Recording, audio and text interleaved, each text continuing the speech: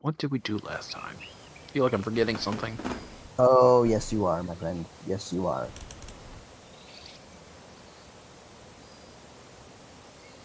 I am going to talk your ear off. Which one? Uh, Surprisingly, not the one who usually would talk your ear off. Brainy one wants to have chat with charismatic one. Gotcha. Okay. Yeah. Because do you want to know what time it is?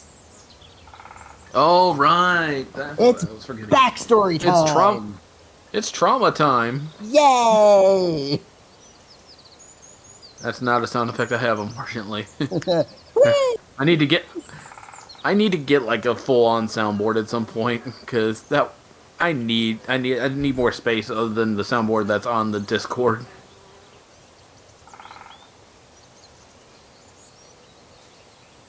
Uh, Here, let me help you.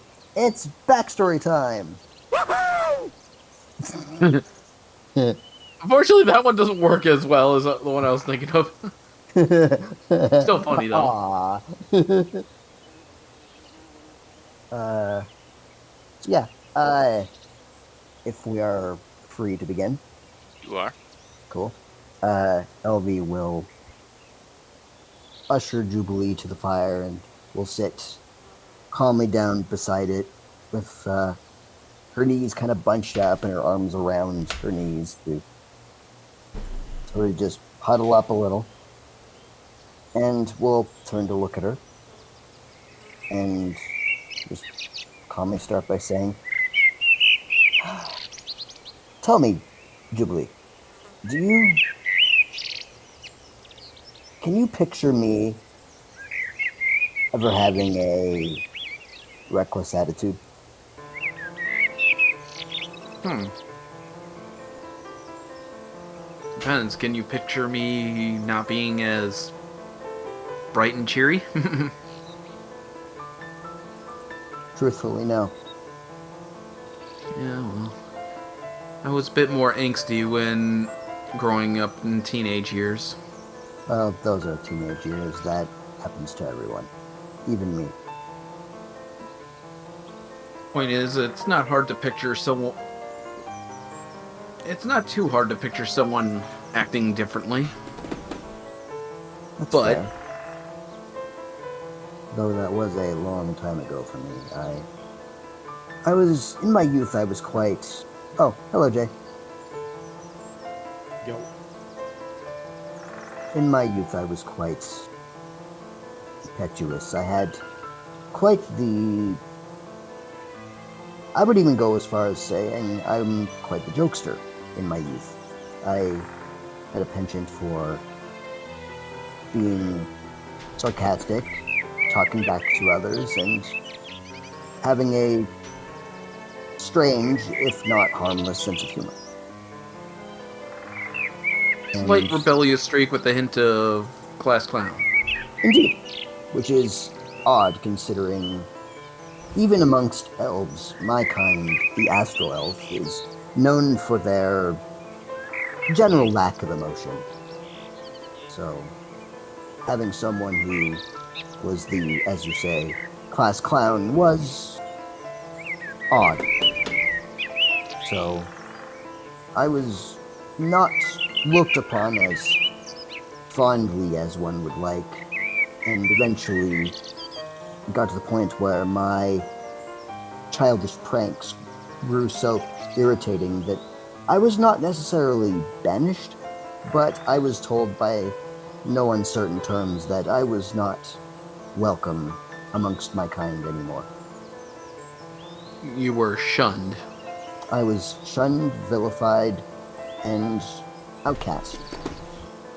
And at my earliest convenience, when I was of age, I set out to go find my fortunes elsewhere, to satisfy a growing curiosity and yearning for knowledge. As you know, as I am today, I constantly thirst for the next fact or piece of forgotten lore. And eventually that need for knowledge led me to a person you all know quite well, named Zardak. I found myself in his employ at his glorious civilization, and eventually found myself within his research and development department to find ways to enhance the general living of both him, his people, and, well, possibly the world at large if we ever decided to share our findings with others. And eventually I actually grew to be quite respected. And in my younger days, as a show of goodwill and a test to see if I could truly be trusted, I was actually given the reins on a very interesting project. A way to possibly, if it went well, form a new type of etheric compound that could solve boundless energy problems that plague our land and its people. And during said experimentation, before the experiment would begin truly in earnest, my superior, to this day, in fact, Frotnor Obsidian Hammer, a stuffy old dwarf, he and many others told me very specifically and very often that there were two compounds upon the table, and to never mix those specific compounds together under any circumstances ever. It would blow up the lab and kill everyone involved. So, at my earliest convenience, and thanks to my childish curiosity and reckless behavior, can you guess what happened? You ended up mixing the ethers? I ended up mixing the two compounds together and blew up the lab. And unfortunately, that resulted in casualties. I killed people because of my reckless attitude and my brimming emotion. I was guilty of murder.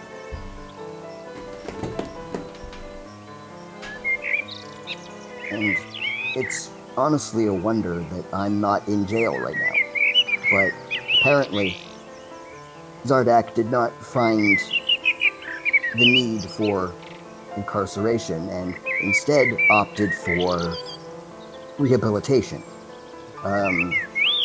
Over the next who knows how long, I underwent emotional counseling to try and curb my fascination with the unknown and temper it. Because while curiosity is a asset, when uncontrolled, it can obviously cause problems. And throughout those rehabilitation sessions, I unknowingly began my own rehabilitation, taking it possibly far farther than I probably honestly needed to. But in my mind, took it to an extreme. I took it to beyond an extreme of extremes even. And because of the guilt that festers within me even today, I began to bury my emotions, because to me, my emotions were the ones that killed them. My emotions were the enemy, and I had to kill them to prevent any more harmless, innocent people from being destroyed by my mistakes. And you can see LB is starting to break a little. Ever since I've met this group, ever since I've met Adel Sarday And Thorgrim, especially Thorgrim, and even you, I've begun to realize that my emotions are surfacing again, and I don't want that to happen. I don't want her to come back. I want her to die. I want her to leave. Jubilee places a hand on Elvie's far shoulder. There's nothing wrong with having emotions. There is everything wrong if they resulted in people dying. You did a reckless thing, and I understand that, but did you intend for that to happen? Oh, of course not. I was just curious. I wanted It to was know an why. accident. I wanted to know why they told me not to do it. So I did it, and it killed people. And Your emotions did not cause that. Admittedly, your curiosity might have, but it was an accident. Nothing more. You need to forgive yourself. I can't. Your emotions are not what caused it. Look at me, Elvie. Emotions are fine, but Zardek was right in one respect. Temperance is a thing needed. Too much of it, though, and then what's really the point of doing anything? If you temper something too much, it becomes too rigid and can easily break. Don't temper it enough, it will be ineffective. You need to find a balance between the two. Well, I thought I had found a balance between the two, but then you guys showed up, And I guess we found your breaking point. Yeah, well, you didn't. Those stupid goblins did. Still feel them poking me. Yeah, well, again, that's not enough temperance with them. Yes, I noticed. It reminded me of my younger years where I would staple, well, I would put notes upon people that said crude things in the Elven language, or I would paint funny little faces on famous statues, and You keep, Julie tries her best to stay serious, but you can see she's kind of trying not to crack up because she thinks that's funny as hell. Told you I was a prankster. But And a very good one at that. That's genius. I didn't peg you as someone who was into innocent childhood pranks like that. I mean, to keep myself sane, even as a teenager in the Mafia, you gotta do some lighthearted things to keep yourself sane. I mean, that is fair. Besides, it's a good way to practice your trickery. I suppose. Handy tool. Indeed. Though I find that my creativity now stems in other ways. Ways that are more productive, I think. And that's completely fine. It's I think in a way it's part of us growing up. We use experiences we've had and temper ourselves differently, adjust, as it were. And I guess in your case, I guess in most cases actually, we just adjust multiple times. We don't really we don't really come out perfect at some point. There's always a slight adjustment to make. I suppose not. Though, I will admit, my perfectionism is, while it is a boon to me, it is also a flaw, it seems, because whenever something goes wrong, I tend to develop frustration. Well, then think of it this way. there's always room for error and Hmm. X factors, I suppose. I Just suppose. consider them natural X factors. Hmm. I see. Pri- So, a prime thought in the art of experimentation. Fascinating. I never thought of it that way. yeah, I know my talents lie in entertaining and dancing, but I did still do colleges to learn things, so Well, I mean, Bardic colleges are among the highest places of learning in the entire world. and they have to have a base of something, so I had Absolutely. to learn a thing or two outside of my specialties. To to clarify, um, I never considered you a silly dancer or anything like that. I find your dancing quite fascinating, though it is not exactly my forte. But I mean, never, if you ever want to learn, I'm always available. I may She have says to, with a sly grin. I may have to pass on that. But thank you for the invitation.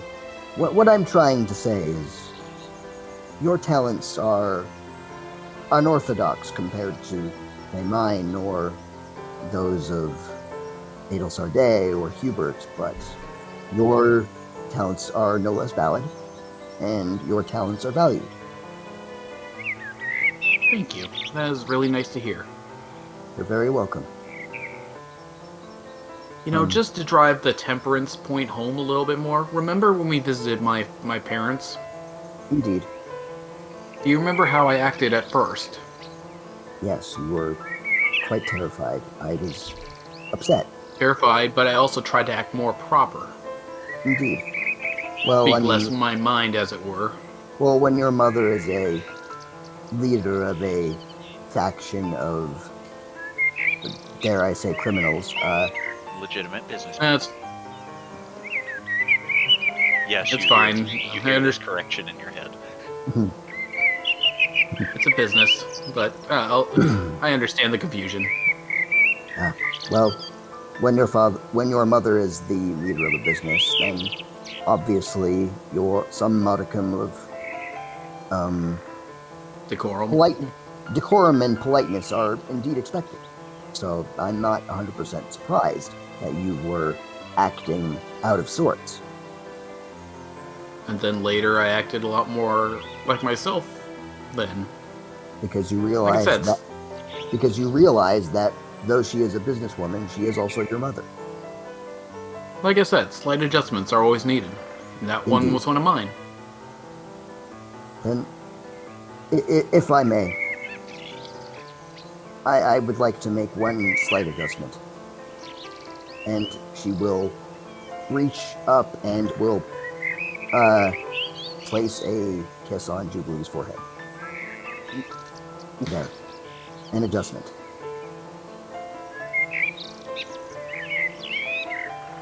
Jubilee a little surprised at first, but then smiles brightly.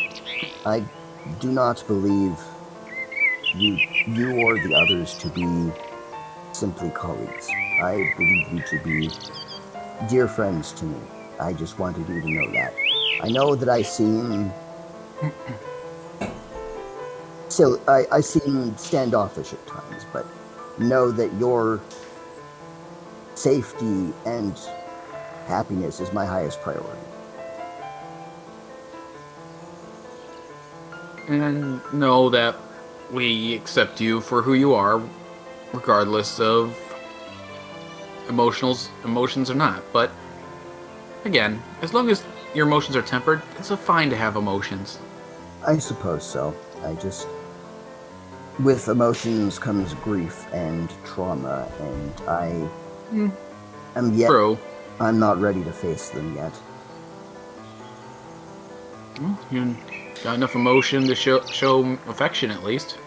Yes, I'm learning, but I'm afraid that is all you will be getting out of me for now. I am not ready to burst into uncontrollable laughter or anything And here that I is. thought you were flirting with me, Elvie. Julie jokes. I am old enough to be your great grandmother. I don't believe that it to be proper. have you seen Adel Sarday? Yes? What is your point?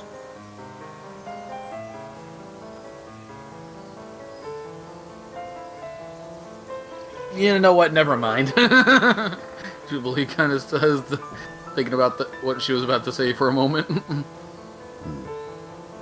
It is at this point that I really wish I could read minds.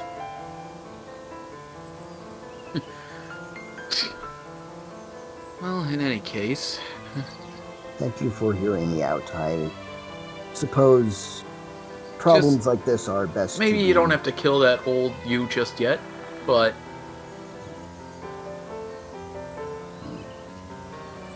I will consider the possibility of letting her roam free, but for now I am still my net. sorry.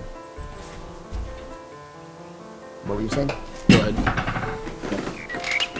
I will consider the possibility of letting her roam free, but for now I think it is best to keep her under wraps so that no more innocents are harmed. Understandable. Maybe if keep at arm's length for now. I understand that. Yes, like I said, I'm just saying you don't have to think of it as an enemy, but I'm not expecting you to just jump into emotions head first. Now, of course, that'd just be silly of me. No, Take your time and try to come new look on new look on things. I will attempt such, but I suppose you are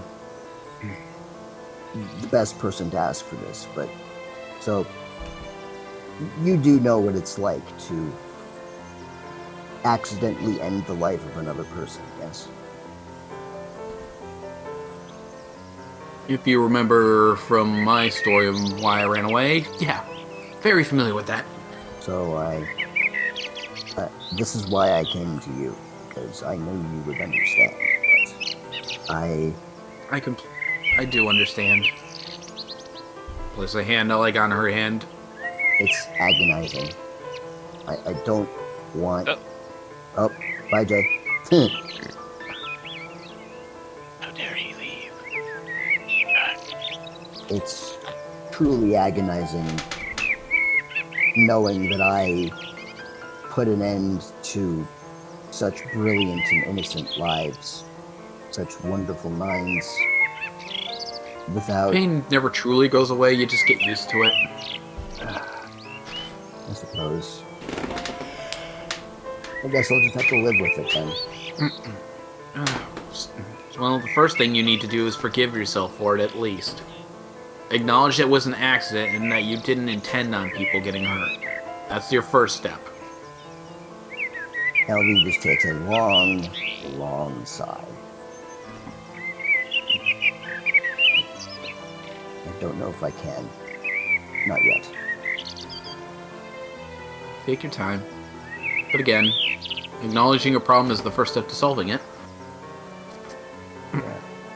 And I figured you would be the best person to talk to when it comes to acknowledging my problem, because I would go to Adel about this, but I don't want to burden her with any more of my problems, knowing what she has gone through recently.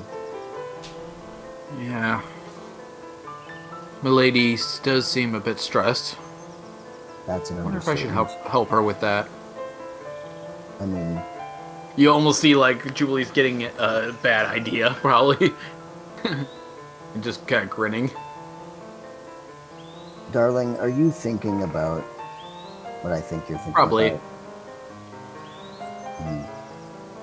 I probably would not disturb her.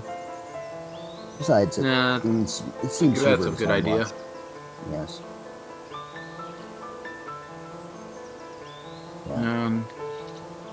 Seems like he's not the only one on watch right now. Kind of looks over to where Skilois is, and Skilois just kind of looking around, but every once in a while kind of eyeing Hubert. Yes, it seems these two will forever be at odds. very. I hope you don't take any offense to this, LV, but if push comes to shove, I'm going to help protect my man, as it were. And I hope you don't take offense to this either, but if push comes to shove, I will simply try and stop all of you. That's a fair assessment. I mean, of course, I'm going to try to stop them from killing each other. Of course. But if you were to, if I have to take sides, I'm going to take his. Well, I mean, you've been with him longer. And quite frankly, while the father is a kind and noble soul, he's also a bit of an idiot. Yeah, we seem to attract a lot of those, don't we? Looks to see what Beastie is doing. Yes, it seems we do. Eyeing Thorgrim intensely. Though I will say, the father and I am quite, like, I look at him with a mix of respect and, I wouldn't say loathing, but discomfort. Frustration? Frustration is a good word, because sounds like back in your day when you started with him, you probably had to pull him out of a lot of problems. I did. It was rather irritating. Though he does have a wise mind for, family and religious topics. When he gets his mind set on something, it would take multiple hold monster spells to keep him from moving and exacting whatever plans he had in mind. From what I've seen in the Trap Dungeon, I can understand that.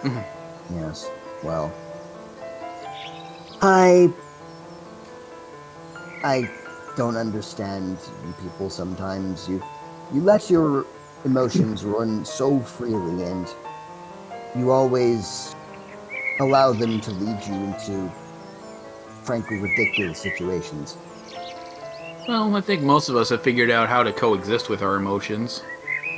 And know when sometimes to pull back as well.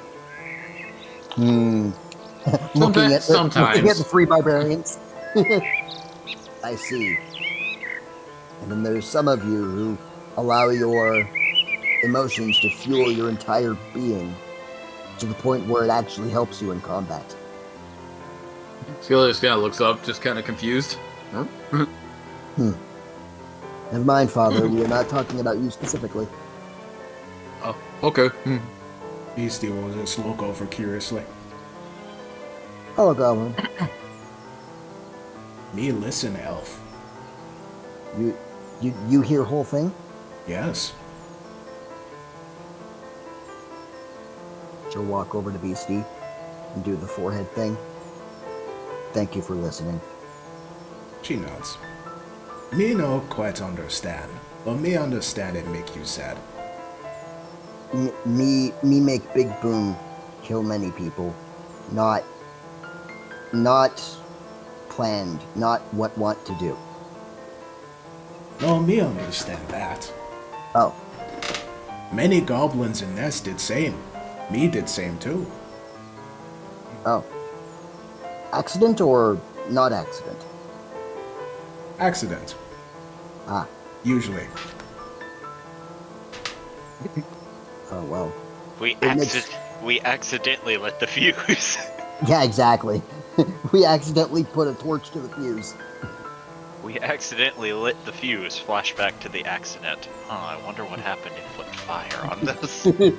Fire good, yay! Well, Goblin, I must tell you, I do not like accidents. Accidents make me very mad.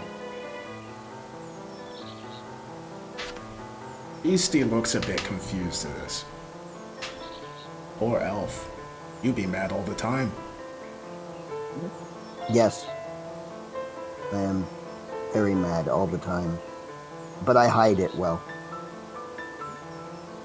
She just pokes her forehead. Stop it. Why? It not good. I know. Stop it. I am trying. It is hard. She just stands and rests her hips on her hands. Then yell. I believe I did that with your other goblin friends. Do it louder. She points up at the moon. Yell so weird rockin' sky hears you. Now? Yes. What? if he looks at Jubilee will just shrug like, it might be worth a shot. Elvie looks genuinely, like, aghast. Like, wait, what? Beastie will, like, just rest her fist on her chest. Loud. With whole heart and whole chest. Until your throat's sore. Then keep yelling.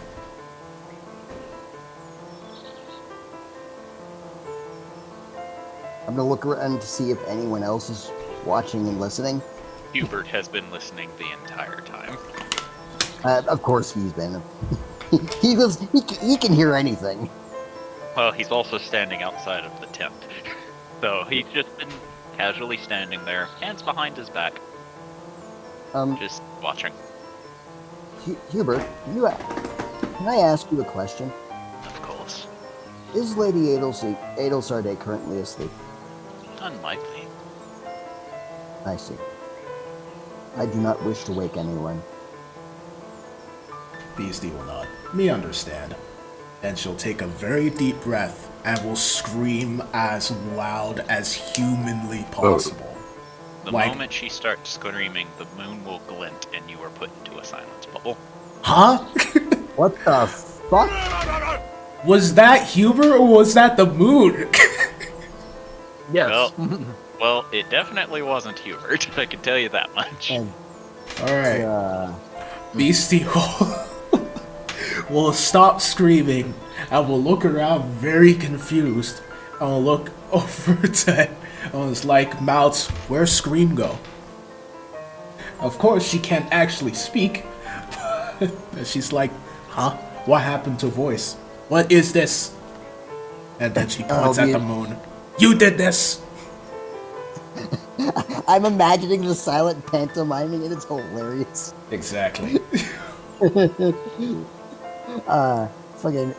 LV will look up at the moon and look up at Beastie. Can I make an Arcana check? Sure. I want to know what the fuck just happened. Because it's pretty safe to assume what just happened, because suddenly everything went very quiet. Yeah, but like, why? Why? Must know why. The only people not affected by this silence bubble presently is George and Noddle, and that's because they're in fuck nowhere. Where are George and Otto? What? They're that way. The prince and the rabbit are. Oh, there they are. They're Actually, off in the woods. Would I be able to? Doing God knows what. Would I be able to surmise if this was the work of Quag Hasiax, Beholder Moon Lady? The You moon are goddess. It would take a lot of hoops for you to be able to get to there. However, you would have been able to perceive the moon glint, almost connecting the spell with the incident. So. Okay. Elvie will assume that something with... Because she knows about Quag Hasiax, because she talked to Ton about it. Yes. So... You assume that that's the only explanation, unless somebody is playing a very clever prank on you all. Which is rather ironic, considering what we just talked about. You're also very certain that no one's playing a prank on you. Yes. No, this would be a very elaborate and strange prank. Oh well. Elvie will... Actually, you know what? Since nobody can hear her, Elvie's going to take a step back and, completely muted, is going to yell as loud as she can. No one can hear her, but you can very clearly see what she's doing. And obviously, nothing. Alright. Oh, I thought it was the roll comedy where you immediately drop it as soon as she does. Like, and stop. Beastie will look to Blue Hollow and nod and laugh almost evilly, like, yes, feel it, and then we'll start screaming again. Of course, no sound is heard. He just watches all this and just watches Elvie and kind of smiles and watches. I imagine it starting like it looks like Elvie's trying to go Super Saiyan, and then eventually she drops to her knees, her fists on the ground, and just starts sobbing. Aww. At that point, Jubilee will get up and just kind of walk next to Elvie and kind of give her a small hug from behind. You can tell she's still yelling, but now it's more like yelling mixed with sobbing. Like, again, nobody can hear it because of the silence. We can see it though, and we understand. Yeah, BC will lean in and just rest her forehead against hers. And eventually, Elvie will put an arm around Beastie and put an arm around Jubilee and just sob. Meanwhile, The four ladies having a moment. Yeah, exactly. Meanwhile, Thorgrim's like, what the? Thinking to himself, what the fuck? Why He does can't I not hear the understand bird? this female perspective. Yeah. I was hearing a really nice conversation and then nothing. The fuck? But yeah.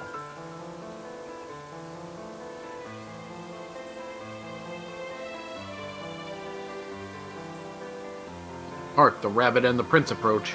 Indeed. Sounds Well, like them a fairy time. tale. Indeed.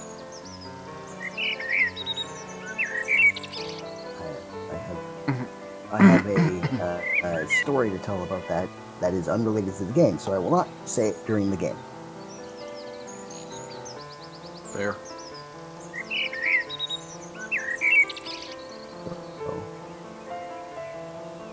So, does Jay want some screen time? No, I'm chilling. Okay. He's just, no, I'm good. All good, fam. I was guess. like keeping an eye on my internet just to make sure it doesn't like disconnect again. Fair enough. That is fair. I guess within the tent, Adel has been attempting to get some sleep. She's also trying to attune to the frost orb, or orb of frost, rather. Ice ball. Alright, so after about an hour of attempting to attune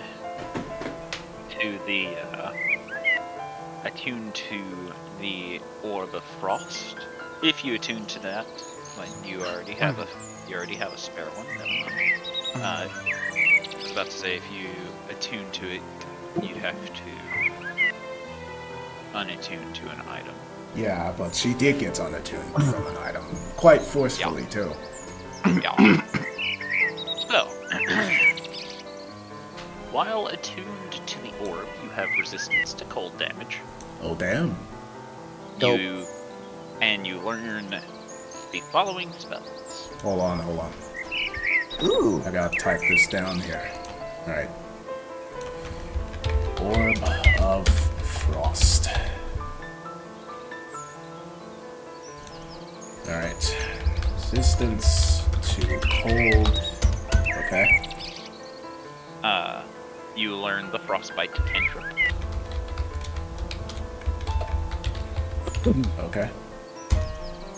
You learn fire shield, set to cold specifically.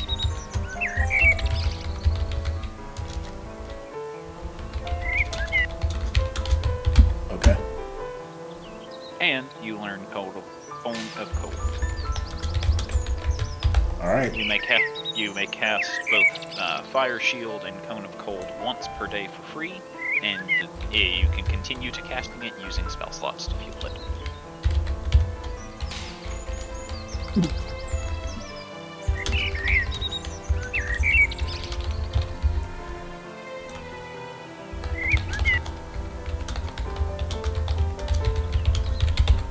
Okay.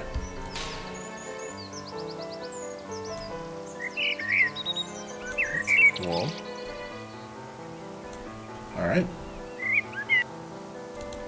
Well, Adol will. Yeah. Okay. Adol will ponder the orb for a bit, and then we'll put it away. We'll just lie on her back, looking up at the tent ceiling. Okay.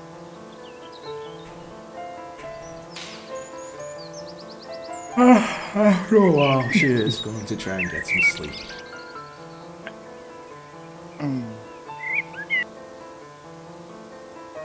What of the rest of you?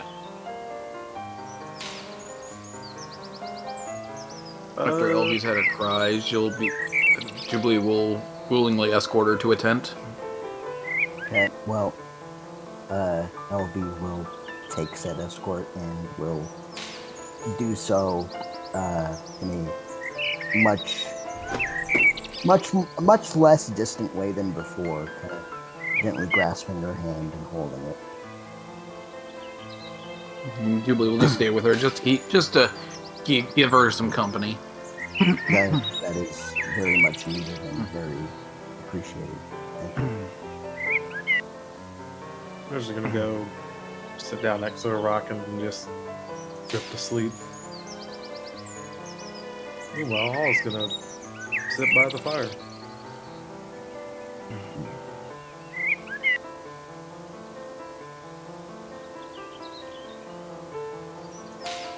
Okay. Any other nightly activities? I'm debating this, but I really shouldn't do this. Speak now or forever hold your peace. Okay, what's one more dramatic thing? Oh God. Scalodius stands up from the rock he was sitting on Oh God. and looks like makes eye contact with Hubert. Hubert is currently writing in his book. He is not looking at you. Oh boy. I'll just walk over and just wait for Hubert to be done writing. Can I help you? Still looking up. I believe you and I still have something to settle. I believe we do not.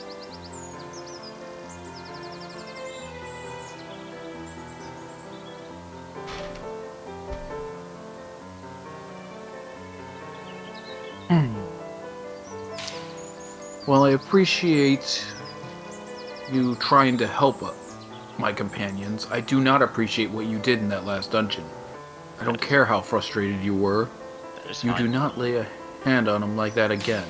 I will, if need be. He says, and just slowly looks at you before going, and I will not take advice from someone who won't even take care of themselves. You can almost hear like a low, dragging growl. Besides, you had absolutely no problem with Beastie hurting herself in that dungeon, now did you?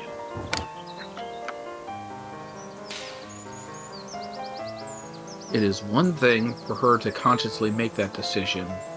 It's another for someone else to force that decision upon someone. And it is cowardly of you to allow her to harm herself like that. You could have prevented her. You could have prevented all that damage she took. And the only time you were mad was whenever someone else laid a hand upon her. Had she attacked herself or harmed herself, you would not care one way or the other. It is not that I do not care. Do not test this line of thought. Then why did you let her? He says very calmly and slowly closes the book. Why did you let her get to the point where she looked like she could barely stand?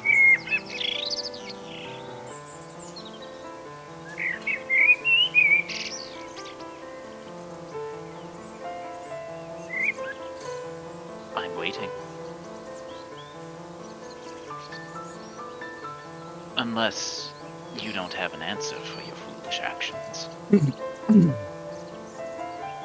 If I could take all the pain away from her in an instant, I would. I attempt to do that a lot. Yes, and that's She the always problem. seems to beat me to the punch, though. And that's the problem that I have with you. He says, pointing at you. You take unnecessary damage. You take unnecessary risks. Risks that, quite frankly, are foolish and pointless. And you allow others to make the same mistake.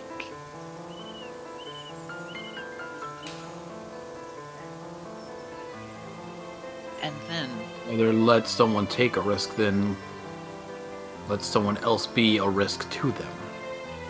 and I would prefer not allowing risk to occur. And you see where we stand on this instance. Opposite ends of the spectrum. The unfortunate thing here is, as you may have seen, my way stopped further damage.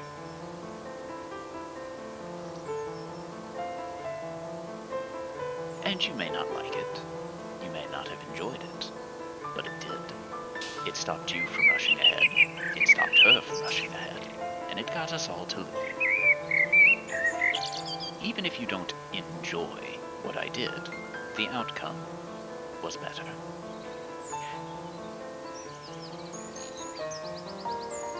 Do not do it again. Or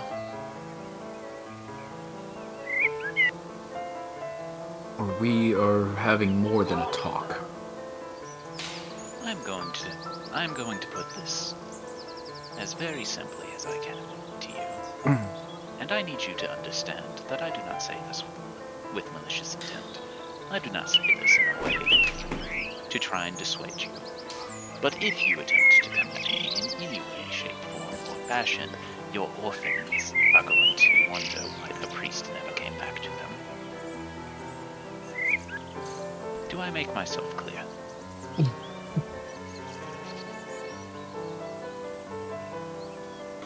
Not.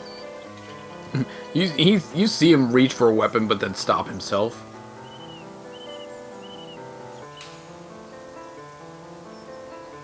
This will be the last time you ever speak about them. No. No, it won't. Yes. In fact, he says, holding up his finger to you, I am going to say this. You have no room to talk about how I treat your friends when you won't even take care of yourself. And you take damage, and you try to get yourself hurt, and you try to get yourself on death's door when you have people waiting for you in the city for you to come back. You have, I presume, a plethora of orphans you take care of, as well as other religious zealots within your church. How do you think they would have felt if you had died in that dungeon and we were unable to revive you? Who do you think would have broken this news to them? Believe it or not, I know what my limits are, and if I was too far gone, I would pull back. And yet, here you are, standing before me, telling me that whenever I saw someone who doesn't know their own limits attempting to push forward, so I put a stop to their limits, you are telling me I am wrong. I'm telling you the method was wrong. I don't. Not the intention. And I'm telling you, I do not care if you think my method is incorrect. Well, I do care, and that's why we're having this conversation. As far as I'm concerned, you are wasting my precious time with this conversation. I do not feel I did anything wrong. The only thing that has come of this is a mild annoyance from you, because even the goblin thinks what I did was correct. The only person here who has a problem with it is you.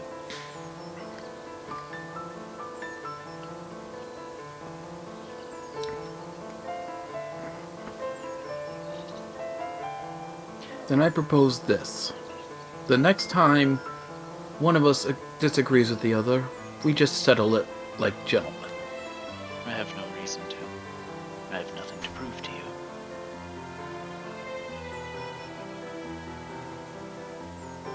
I do not need to prove that I am stronger than you, Scalodius.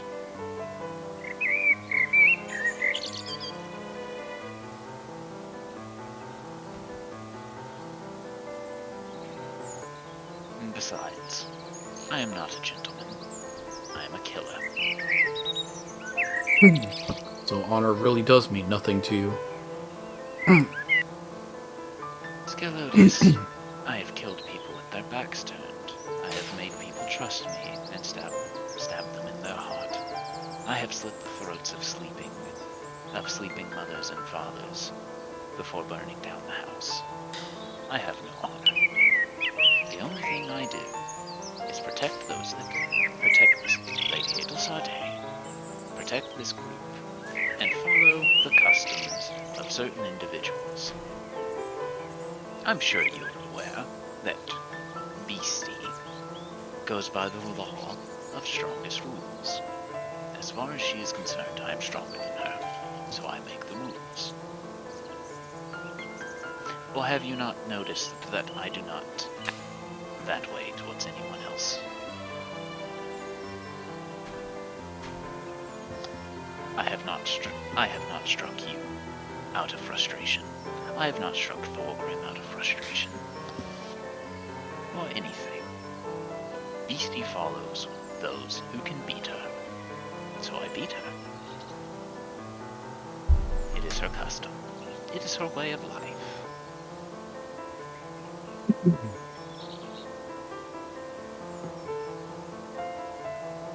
Is it not?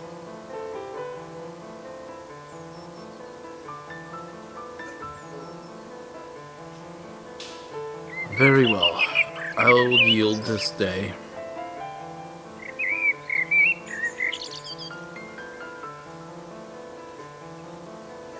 Scolius turns to walk away. But know that the next time we have a problem, it will not be talked out. Then I look forward to seeing you lying on the ground, he says, pulling his book back out. Well, we'll see how your rule comes when it's challenged. And walks away.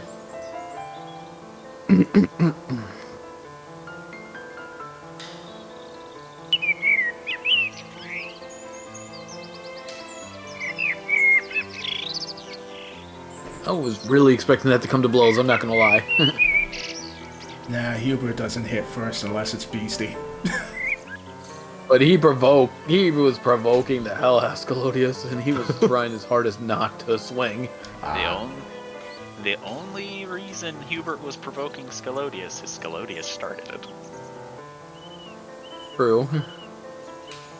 But that orphan line almost made him swing. He was like, moo.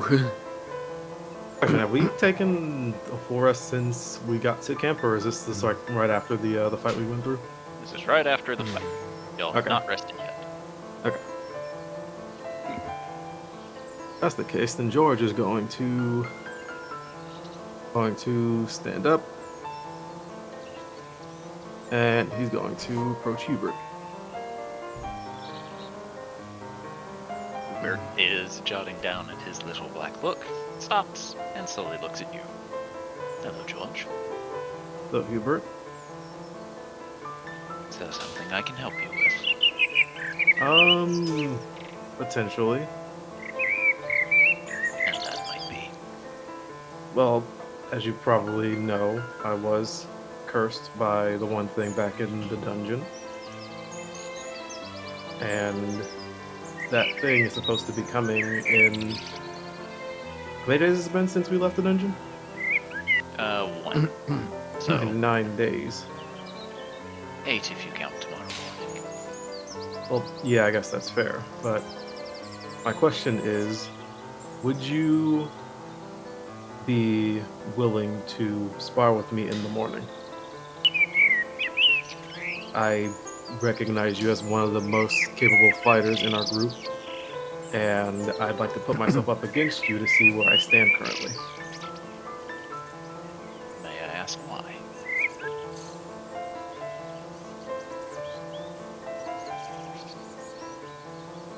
Mm, I do not mind getting into a sparring match with you, but I would like to know your reasonings.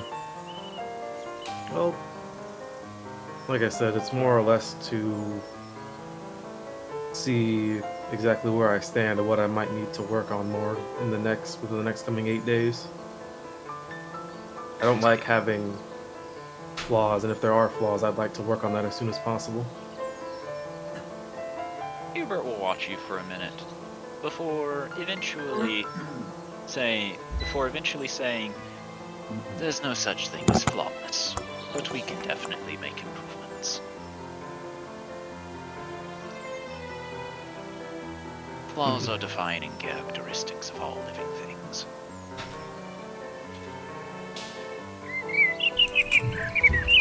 Okay.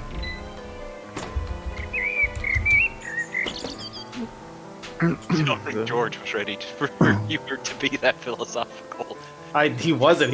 Thought he was going to say, "Yep, there's definitely some flaws," but he just said there are no flaws. No, he says there's no such thing as flawless, and that there can be improvements. Oh, okay. Well, The thing about it is, George, I don't necessarily see issue with the way you fight. But I will spar with you if that's what you want. okay. I'll be honest, I guess I wasn't completely truthful. Go on. And we won't summon him up, but he'll just put his hands behind his back with the blades that I obtained while in the dungeon. I like to also test and see what my limits are with those as well. I see. Well, as I said, I am willing to spar with you. But do know this. If you try anything reckless, I will have to put a stop to it. That's fine. If you think something is getting too reckless, or if you think something is a bad idea, then say so, and I will oblige. He nods. He will not do this.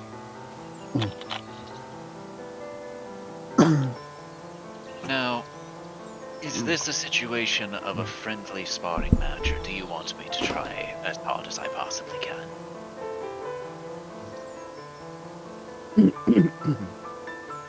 George thinks to himself for a second. Try as hard as you can, because I doubt that thing is going to hold back. Very well.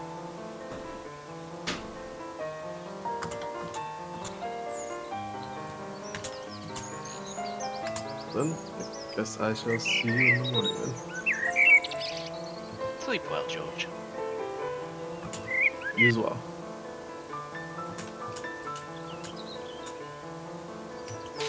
Then he'll go back and sit back down on the rock again.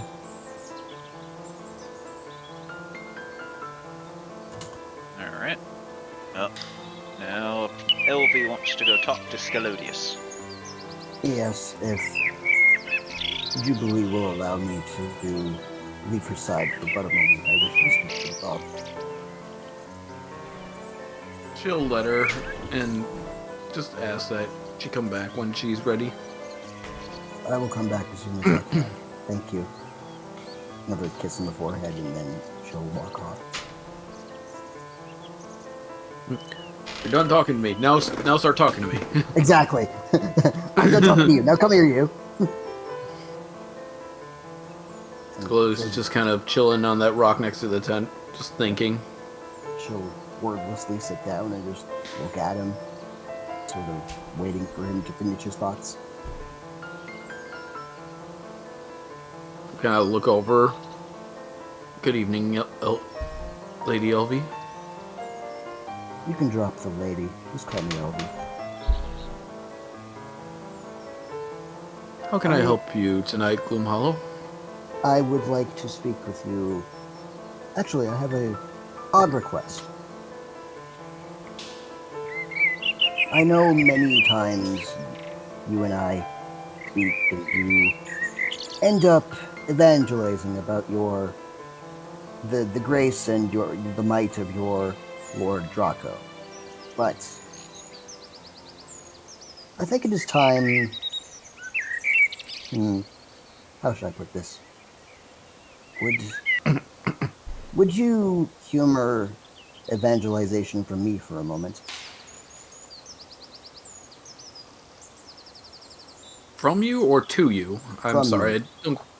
Oh, no, not at all. Go ahead. Indeed.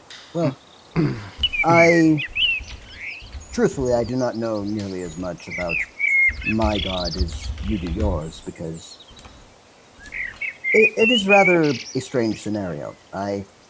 When my I was on an expeditionary retreat, one would say, and I, along with several others from this archaeological team that I was a part of, we discovered a tomb of a bygone age, and within this tomb, excuse me, within this tomb, we did not find as much as we would like, because, archaeological digs should yield great treasures of historical and monetary value. But we found none, save for two things: a book and this. And LV will brandish her holy symbol, which is a medallion that shows a lightning bolt striking out of a cloud. Kind of like I imagine it like like Zeus's symbol from the animated Hercules movie. Yeah, that's kind of what I pictured. Yeah. So it's a silver medallion with that symbol upon it, and LV will say, "This is apparently the holy symbol of a god that has been mostly forgotten. They do not have a true name that is known, nor do they have a proper form that has been documented by artwork or any sort of text. So I have given them a temporary name of power.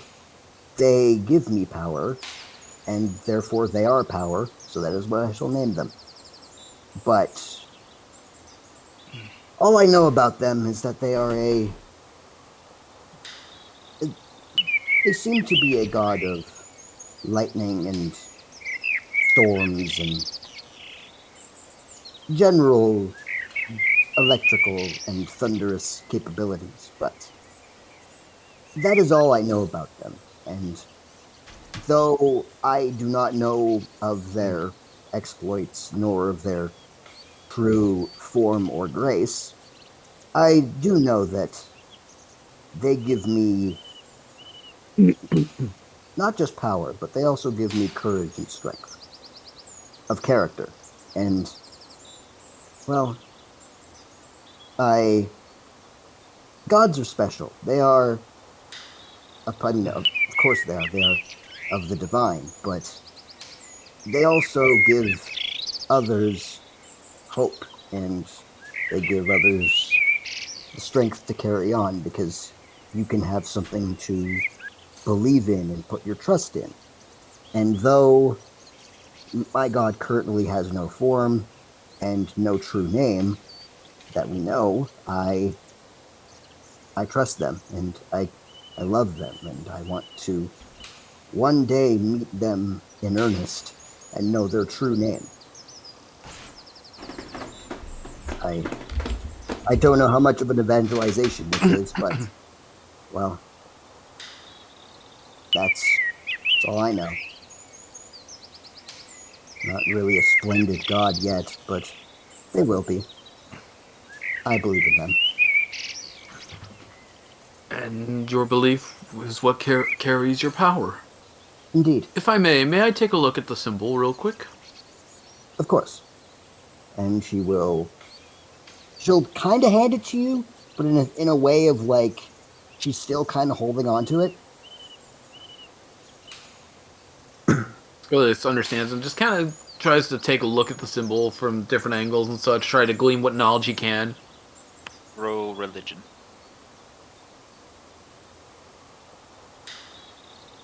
It didn't roll well, unfortunately. Definitely looks like a symbol. Perhaps further study is required, but it's not one I've seen before, but it is very fascinating to me. I feel like I should do more research on this later. Perhaps you and I can do so together. I would like to know as much as you.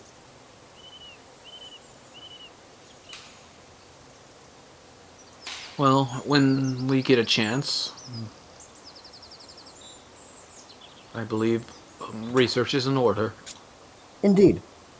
Though probably not now. I would imagine this is not the best time for such a thing. No, we have our own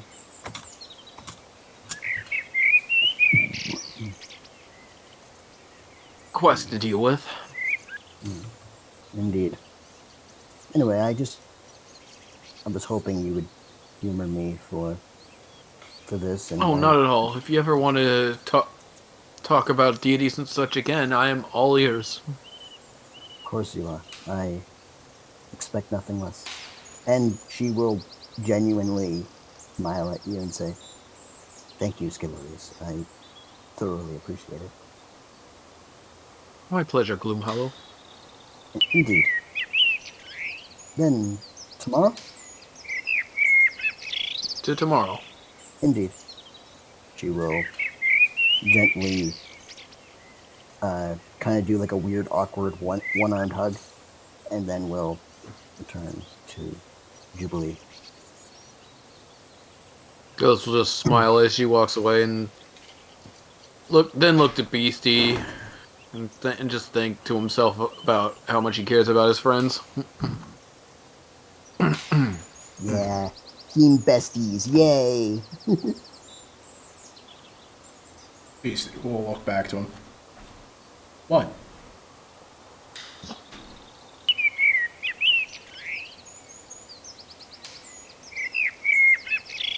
Sorry, was that directed at me? Yeah. He's staring at her. Part of it got cut off. She looks back to him and says, "What?" Nothing. Just thinking. Okay. Then she'll look back at the fire.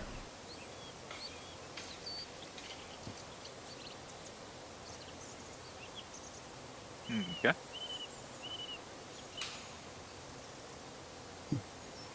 And here comes the fire button. Friendship. Yeah, friendship is cool. And here comes the giant fest.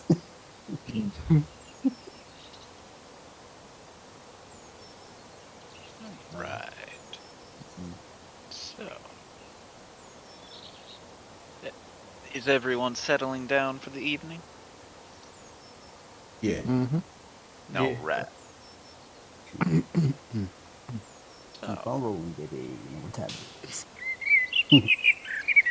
Adol Sarday. Yeah. Ooh. As the night goes on, and you have drifted into slumber, you begin to dream. The world around you slowly makes itself known. You are in a strange area, wreathed in darkness and illuminated by a red light. As you walk along, your foot fall on grass that feels brittle, stiff. It does not feel like vegetation, more like strange stones.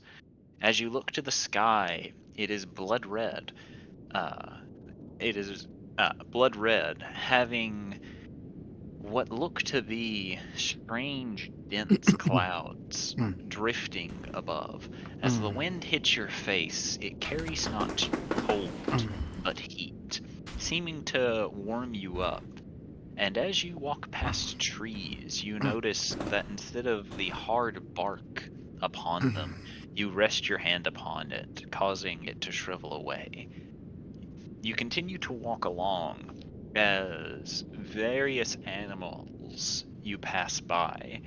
You see strange things, birds refusing to fly, wolves eating upon the grass, digging for loose vegetation. You see, probably most shocking of all, a pack of deer tearing a wolf apart, seeming to have razor-sharp teeth. And as you continue walking forward, almost drawn, you find yourself in an odd landscape.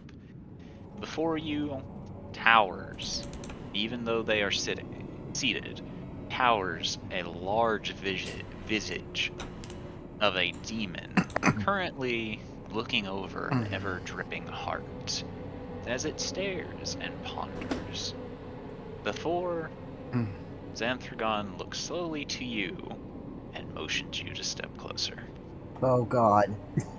Oh god. Wee woo. It'll stare at Danger, him danger. before clenching her fists and walking forward.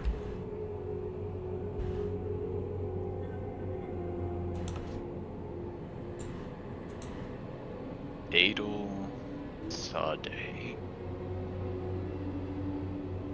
Xanthragon. You are the only person that I know of that has broken my connection with you. Or at least with the amulet. She folds her arms behind her back. I see. But just because you are not connected to my amulet does not mean our connection is severed completely. I'm guessing that is how we are having this conversation at the minute. Correct. He says, lifting a hand and opening and waving his hand to cause an orb to appear before him as he looks into it, seeming to be looking into something, before he looks back at you and goes, "Now, how did you break the connection?" What reason do I have to tell you? You don't.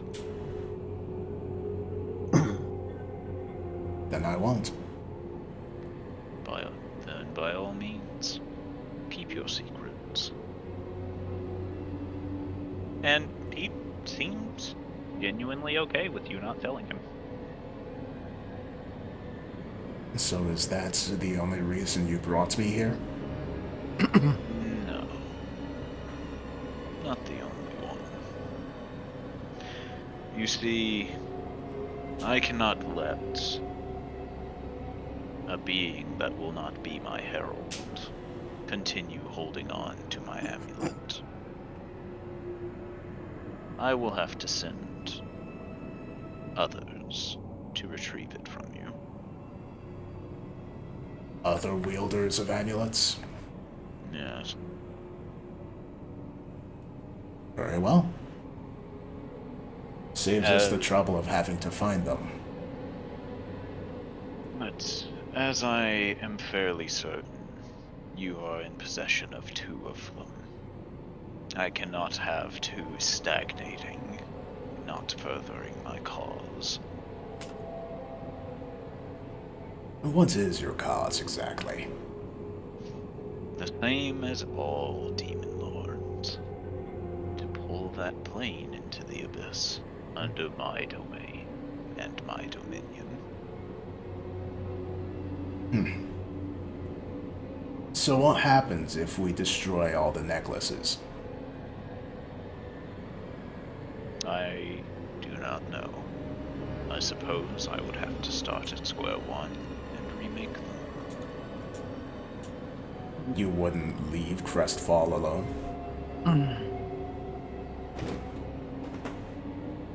I fail to see what this question has to do with my answer.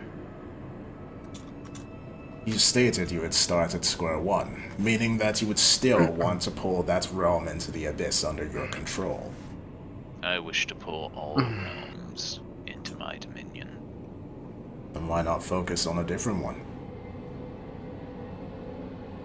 You seem to believe that I am fixated on one specific realm. Are you pulling in multiple at the same time? He just looks at you, and then looks back to the orb. He does not seem to answer this question. Can I roll insight to see if that was a yes or a no? Sure. Alright. Despite your high roll, you can't seem to get a read on whether or not that was a positive or negative answer. The owners of your amulets have been causing considerable trouble for a friend of mine.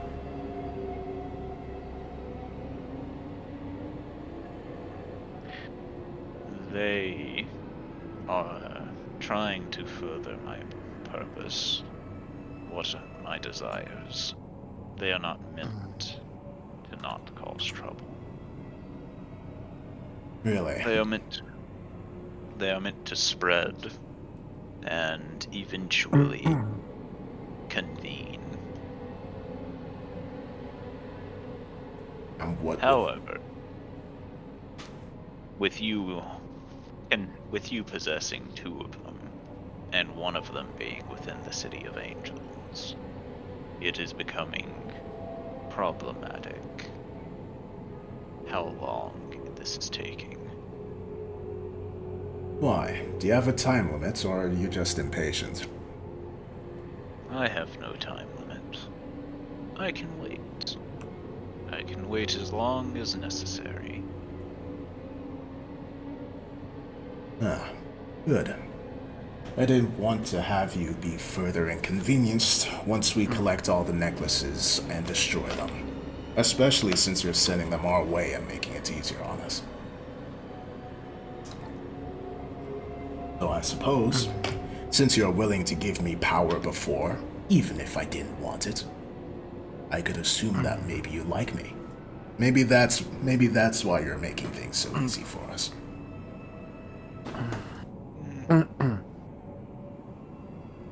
I do not like or dislike.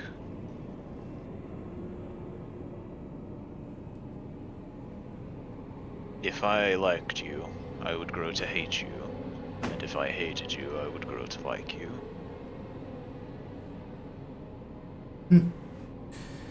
I guess a being that's so above mortal people such as I would have such ideologies. It is strange that you insult your way in such a manner. Insult yourself in such a manner. What do you mean? You seem to believe that that is my thoughts upon you. Yet I never stated that to be how it is. Then how is it? It is simply my nature.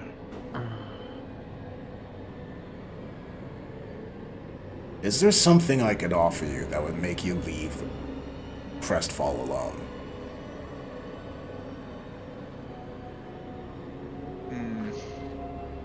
The destruction of my amulet will have to do for the time being, I suppose. She raises an eyebrow to this. As an offering? Unfortunately, there is nothing you can offer that will prevent me from coming for that plane eventually. So by your estimation, how long would it take you to try again if we destroyed the amulets? I do not know. How long have you been waiting so far?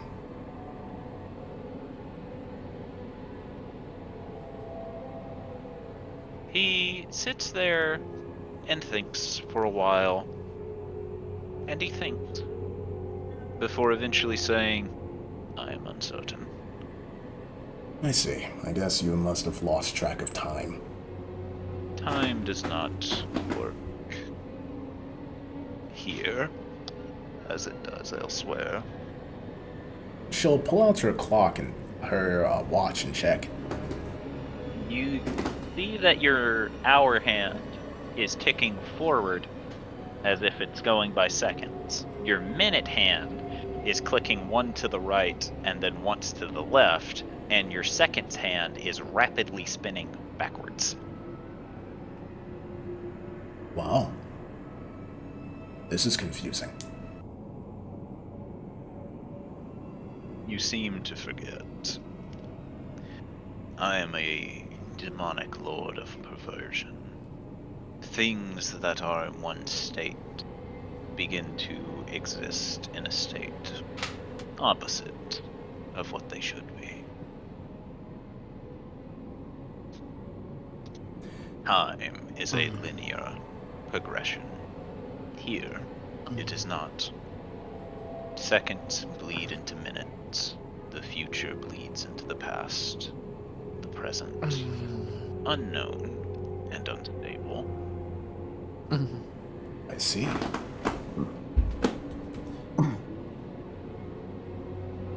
Even my own being is twisted compared to what it should be, to what I am.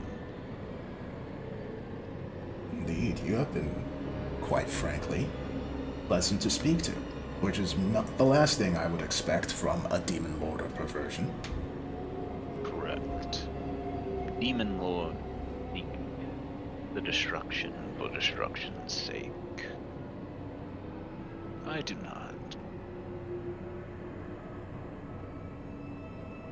At least, not in my mind.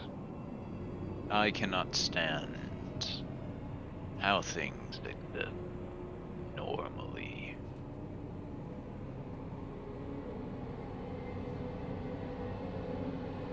I find it disgusting. So, if you had control, what would it be like? He just makes a hand motion to how the area around you is existing currently.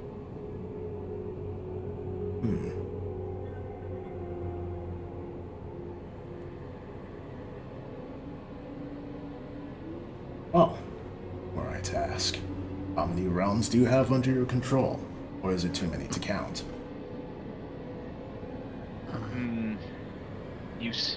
You don't seem to understand how the abyss works. I Once it is brought in, it all merges and fades. It congeals into essentially one essence. There is no longer an individual plane. One might say that it has succumbed to destruction. Others might say it is simply lost in the abyss. And so all the lives on that plane? Gone. Well then, I guess in that instance we both understand why I and my friends are going to stop that from happening. Yes, I understand that you are going to try and stop it. Well, is there anything else you wanted to discuss? Your dark ether. What about it? That is how the connection was severed. Correct. If you knew the answer to the question, why ask it in the first place? I didn't. That's why I brought you here. He then slowly looks to you. Secrets can be perversed too, and they become common knowledge when hidden here. I knew you would not answer me, so I also knew that eventually I would get my answer. I will admit that's pretty clever. Much unlike other demon lords, I am rather intelligent.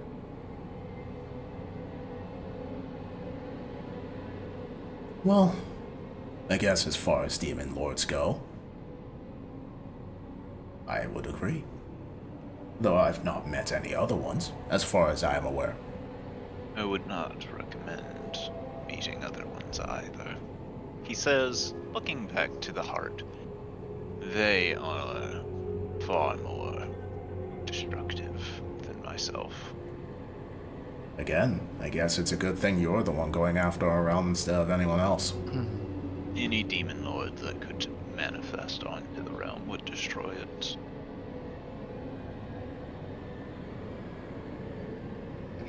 While you just want to bring it here. All demon lords wish to bring claims to the abyss under their dominion. It is a byproduct. Destroy, assimilate, repeat. Well, I guess that you have the answer to your question. So, I have no more questions to actually, no, there was one more thing. You just one more thing to God. How on earth did you get Maximus's body? And how, well, obviously I know how you perverted it, but how does it function?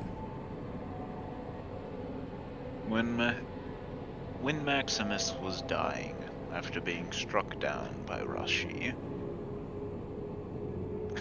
his soul transferred into a goblin. But in the dying moments, the body prayed to anything, anyone, any being that would answer, as it did not wish its existence to cease simply without its spirit. I answered its call.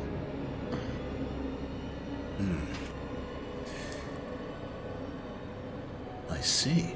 I never thought it possible for the body to function without its soul. While the spirit leaves, the brain stays active for a few moments. The body knew that it was going to die. It wished to exist a little longer, to conquer a little more, to find a worthy opponent. Well, it seems he has his answer. From what I heard from George, he's going to come back in 9 days. 8. Well, it's not morning yet, is it? We may as well consider it to be that. I suppose so. You will awaken it in the morning, after all. Fair enough. Alright, Xanthragon. Am I going to be looking forward to any more pleasant conversations? I do not know. Perhaps. She nods. Well then, I suppose I'll be waking up now.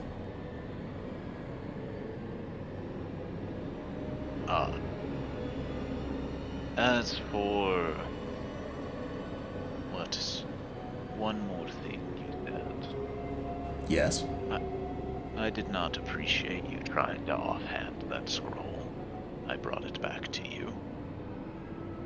What? And you wake up. Okay. Money. She sits up with a start and will, like, very rushedly check her person. You find a spell scroll. She stares at it. Oh no.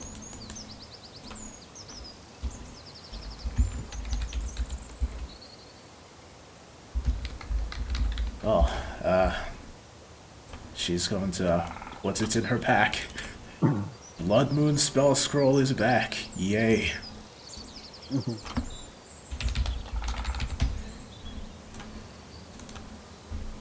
And she'll look over to Hubert. Hello, my lady. Hello, Hubert.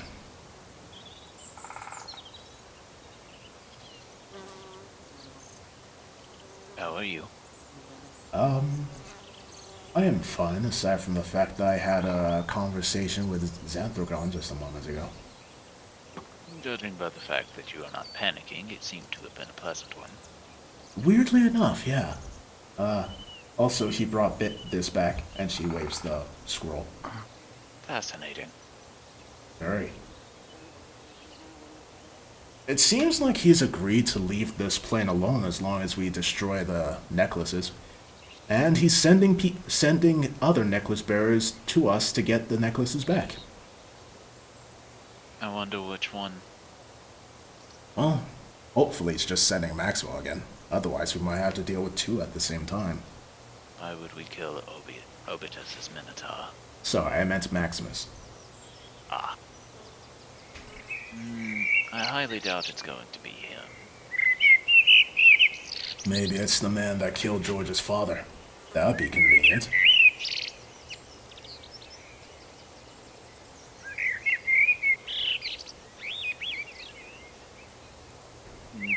I suppose we'll have to wait and see. She nods and stands. Well, I'll have to go and tell George about that conversation. He's going to want to hear it. Speaking of George, he wishes to spar with me. Yeah, I heard that conversation. It's nice. I'm sure he'll learn something from sparring with you. He also told me to come at him as hard as I could. Do so non-lethally, please.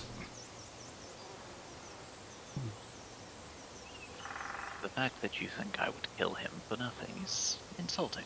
I don't think you would kill him for nothing. I think you would kill him because he asked you to come at him with everything you had.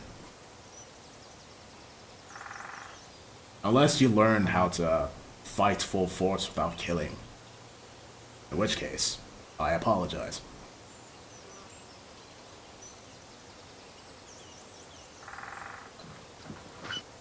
I take it you also heard Scalodius's talk with me then. I did. I will say, I didn't agree. I also did not agree with your treatment of Beastie. So, That's fine. yes. However, I recognize the situation that was occurring, and I think that you did what you felt was right. So that's all I have to say on that matter. Well, I guess there is one more thing I need to ask about that situation. Did you ask her first before resorting to violence? He just stares at you. She stares back. I don't think you understand how she works, my lady. I really don't. But I'm still asking. Did you ask first before hitting her? Or not. Next time, just ask first and then hit her, if she doesn't. No, I will not. Come on. Please? No. Why not? Why would I ask permission to hit them really, really hard? Not asking permission, like asking if she would listen to you, and then if she said no and you felt you had no other choice, then violence. That's what I meant. No. Why? If I ask, she will see it coming, so I have to do it when she isn't expecting it. She lets out an exasperated sigh. I hate it that you're right. Whatever. It's almost as if I have put thought into this. She throws a pillar at his face. Shush you. Anyway, I gotta go speak to George. And she'll head out.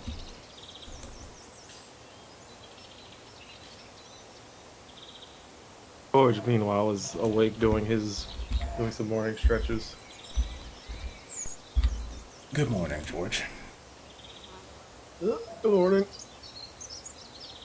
In the middle of the night, I had a conversation with X. In the middle of the night. George promptly stops his stretching and looks back at Edosarde. She looks. Thought we got rid of the curse. While I was able to sever my connection to the necklace, I was not able to sever my connection to him. It seems like he can pull me in to talk with me, though he is unable to exert any of his influence on me. I know it's just weird to say, but he's actually kind of a nice guy.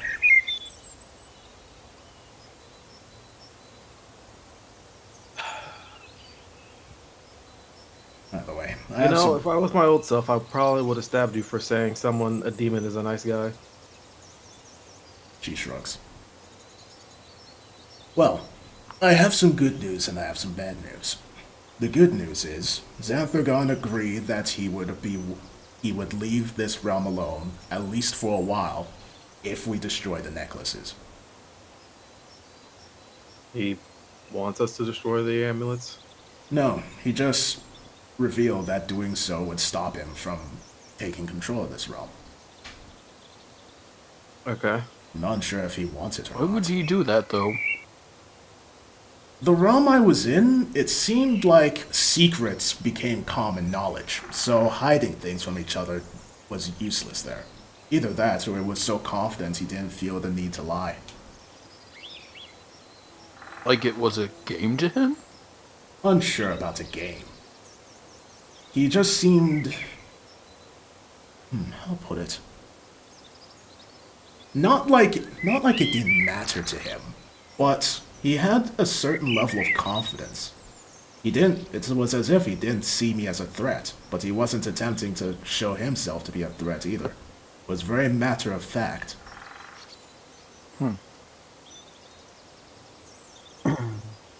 But either way, the bad news is the fact that he is going to be sending the other necklace bearers to come after us to collect the necklaces that we have. That's gonna be difficult. Look on the bright side. Now we don't have to go out all across Crestfall to find them. That is true, but on the other side, we know who some of his necklace bearers are, and I'm not looking forward to those fights. Well, one of them I am. I finally get to fucking murder the guy who killed my dad, but the other one is Supreme. Her eyes widen. Oh, Supreme. I forgot about him. Though, it seemed like Supreme didn't have any According to Supreme, X didn't have enough control over him. He severed the connection as well. Wait, no. X said I was the only one able to sever my connection to the necklace. Exactly. I'll try and speak So- with Supreme if you want. It's up to you. Alright. I'll go As and far do as that. I'm aware, if he wants to actually be rid of the fucking curse, we can make that happen. Maybe. I don't think Supreme is bothered by the curse. At least that's how it was the last time we spoke. It's not about him being bothered by the curse, it's about him being taken over from it because of it. I'll tell him. I don't know about you, but I'm not trying to deal with a demon-controlled Supreme. Me neither. Considering what it took last time to defeat him. Adel, Considering it took a sicking rush on. yeah. Adel is going to start scrying Supreme. Alright, so as you scry Supreme, your scrying orb appears, and you find that he is still not moved. Hello, Supreme. Greetings. Have you been contacted by Xanthragon recently? Why? I found a necklace as well, though I was able to sever my connection to it. Impressive. Hearing that from you, wow. Well, I did also have a conversation with Xanthragon, and he stated that he's going to be sending his necklace bearers after us to get the necklaces that we have. I see. That might include you. It does not. How come? I did not sever my connection with the amulet in my possession. However, he does not control me. How? Did you do something to stop his control over you?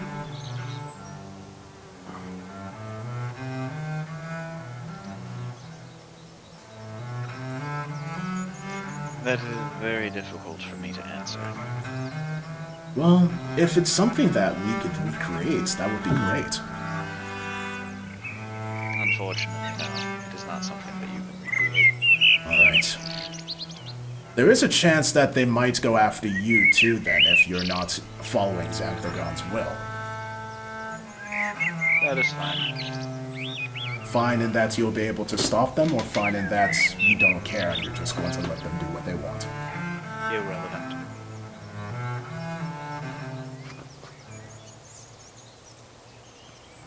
If I tried to help you, would you reject it? Depends on what your definition of help is.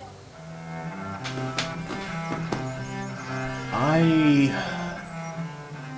know someone that's sort of similar to Tempest.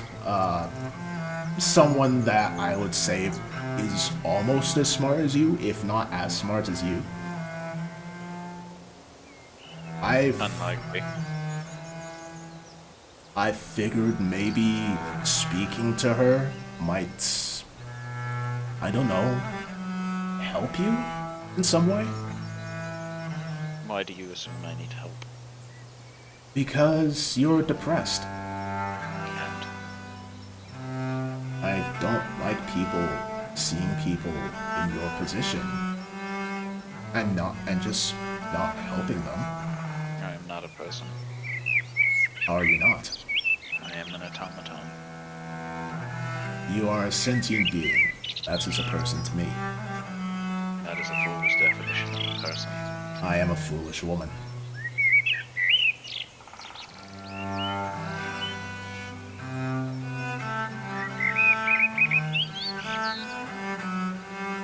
So, you're not going to follow Xanthragon and you're not going to hunt us down. Correct. But there is a chance they'll go after you. So I'm going to ask someone to speak with you and help you. I cannot stop you from doing whatever it is you wish to do. That's not true. You could if you wanted to. Anyway. Hopefully the next time we speak you'll be in a better mental state. I am fine. No, you're not. And she'll cut the square. And she looks over to George. Supreme's not going to attack us, so there's no worry on that front. I'm going to try and send someone to help him. Okay, who are you thinking? A woman called Waverly Bless. Okay, you think she can? Well, Do you think that would be a good idea? I think, more than anything, a person like Supreme needs a goal or some sort of mental stimulation in order to pull him out of his funk. And as far as I'm aware, the only people that's capable of doing that is Tempest, who I'm not going to lie, a bit too scared to contact right now, and himself. And right now he is not doing that himself. So, I'm going to send someone that might be willing to do that.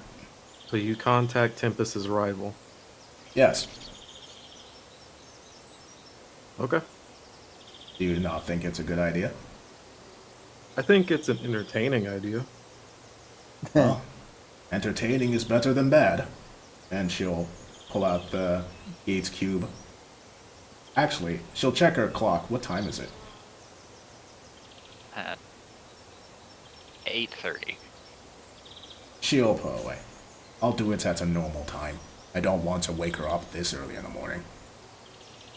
Otto look behind. Did you say Waverly? She nods. Yeah. Did you meet Oh. Waverly? No, I haven't, but I think I met her son, though. Oh, which one? It's been a while. I think his name was Maverick? Interesting. Maybe then she'd be more willing to help us if you know her son. Maybe. Son also made me this, as Otto pulls out the grappling hook he has yet to use at all. Hey, I'll go over and look it over. Interesting. Alright. Yeah. Oh, I'll wait for the others to get up and catch them up on this situation. Or while continuing Only two the people are stretch sleeping. it's also only yesterday, and say, if you ever don't want to have to keep using the gate or want to hold a charge on it, I can also get us to places as well. Nani. What do you mean? And she looks to him. Well, I've been.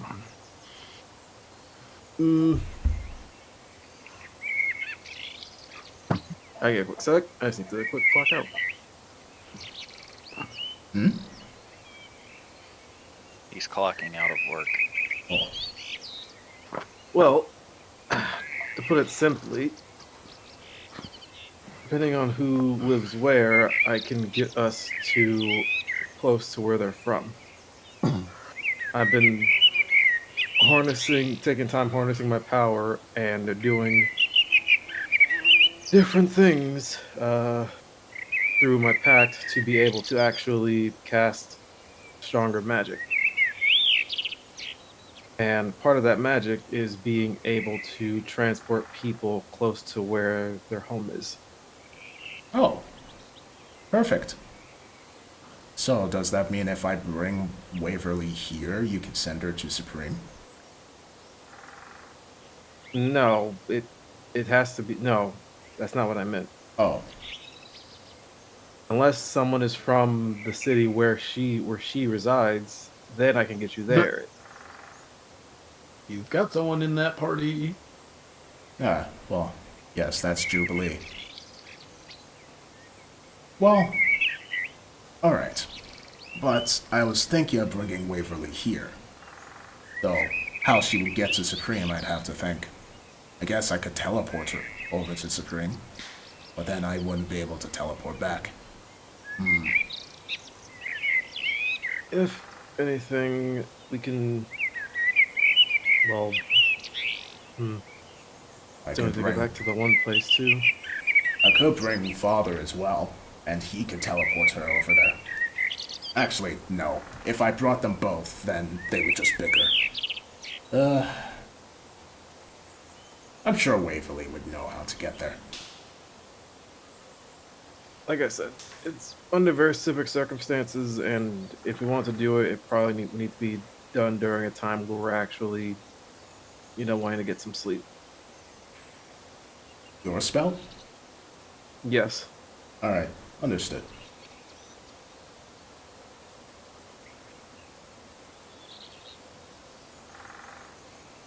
Do you still wish to spar, George? Absolutely.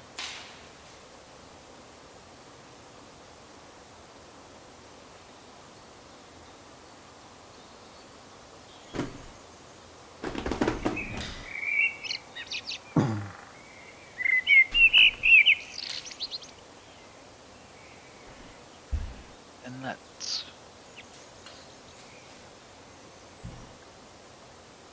Okay. Would you A battle of the smite off. prefer somewhere more open, or do you think here is fine? This will be fine. Okay. He will then pull out the twin swords, and he is going to activate the effect. I'm gonna activate the effect before rolling initiative? Yeah, You don't even know if it's your turn yet. that's why he's prepping for a fight. Alright. If you're Do you gonna want me? prep- Do you want me to roll first and then do it, or no? No. If you prep, that just means that Hubert gets to prep too. Oh boy. Okay. I need to summon up another George. Oh, there it is. Alright. So Hubert's gonna cast haste on himself. Zoomies. There's just one prep, or are we allowed to do multiple preps? One prep. Okay. So, roll initiative. For both, or just for one? You will share an initiative with yourself.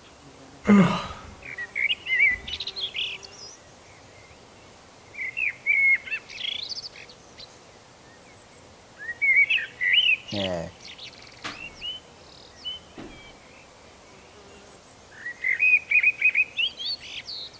Alright. seems that you get to go first, George. All right. So George and George are gonna look at each other.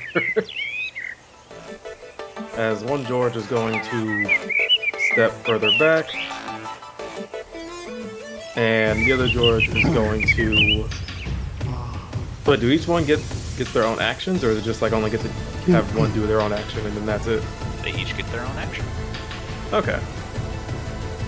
And the George in front of Hubert is going to cast, or I need to see what the sword is. It says a bonus action or just an action?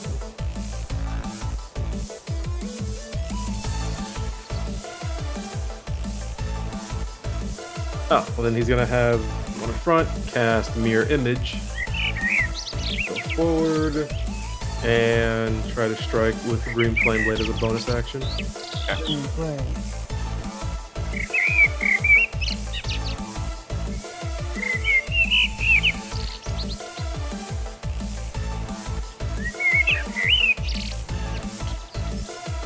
Will hit.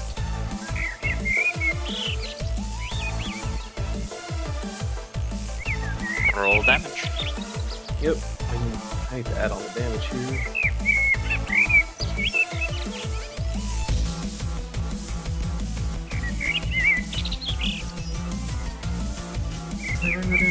It's an extra 2d8.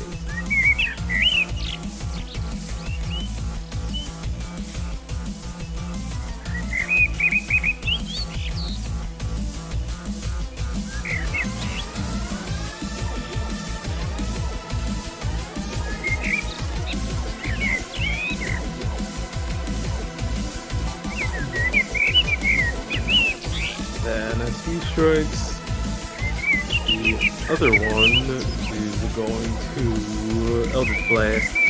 Hey,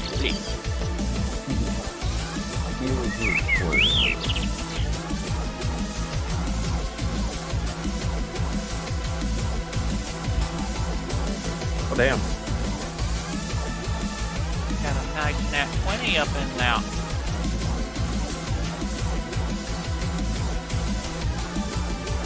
And I'm guessing the 22 misses. Nope, it hits. Oh, okay. There's that one. And that one.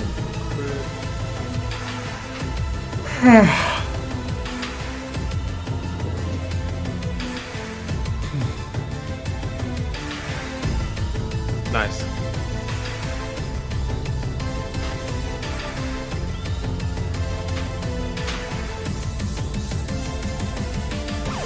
And that'll be George's turn. Alright. So, after the bombardment, Hubert will roll his shoulders again, making sure that his haste, that he didn't lose concentration on his haste, which he does not appear to have, and said, "Interesting. I did not realize this is the sort of altercation I will be getting into today." I did ask you to go all out. That is true. Well, rolling it on the die. Pretty good. Wah, wah. Ooh, that's not good for you, George. That's hopefully gonna hit Hope. Oh yeah. So let's see. Does a 20 hit you? Last Pretty sure it does. Yeah, I think your AC's 20. It's 19. Oh yeah, then it definitely hits you. So Yep, you need to roll whatever you need to roll to see if the first attack hits a mirror image. It actually hits George.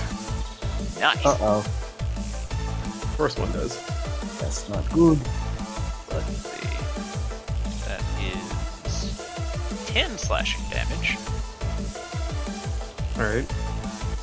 3 cold damage, Alright.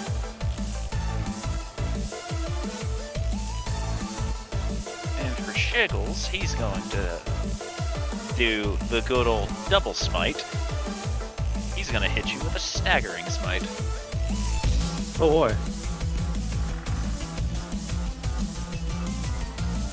Let's see. So you need to roll a wisdom saving throw. and you take 13 psychic damage.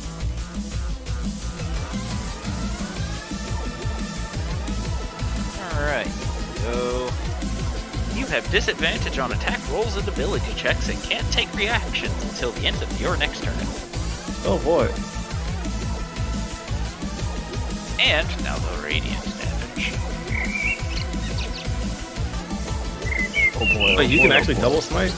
Yes, you can use both your bonus action to smite and divine smite, and if you're a warlock, you can eldritch smite and cast a spell smite. I did not know that. That's a new one for me. Oh, You can it's triple smite. Haha. yes, you can do the unholy triple smite if you have the correct level sections. Because Divine Smite and Eldritch Smite do not cost you an action or a bonus action. It's only something you get to add on to your attack. Meaning if you use your bonus action to cast a smite, and you have Eldritch Smite and Divine Smite at your disposal, you can use all three in the same attack. Huh, alright. And yes, it's disgusting. And 21 radiant damage. Alright, so that is half. Now we get to see if the 19 hit you. Oh boy. Okay, I hit a clone. Okay, so the first attack he swings, which you narrowly dodge, only for him to slash the second across your chest. And as he goes for the third, he stabs through one of your mirror image, which bursts, before his eyes slowly shift back to you as he uses his second action to attack you. Another 13. Good job. Alright, so it goes back to your turns. Alright, so George is going to let out a sigh of relief after not getting hit by that. He's going to look back at the Azamar behind him, give that one a nod to... Actually, no, I think this is fine. He doesn't have to need to use that. About to have him go into his fucking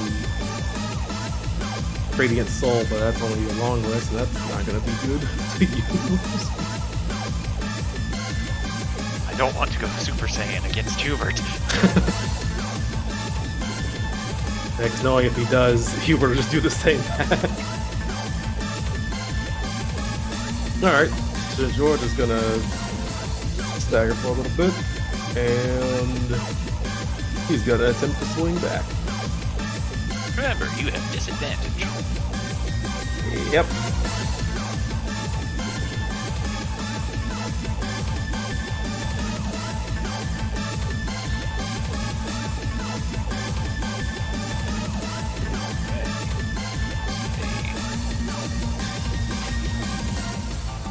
Have to check Hubert's feet.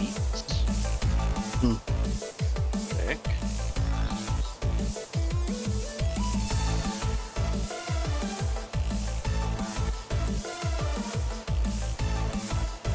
I can remember what the name, or if I can remember what page it was on.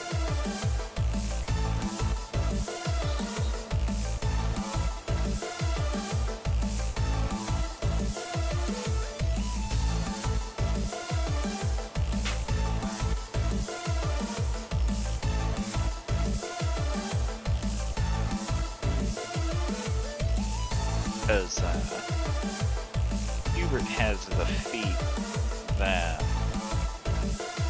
if he's wielding a finesse weapon, he can add his proficiency modifier into his AC.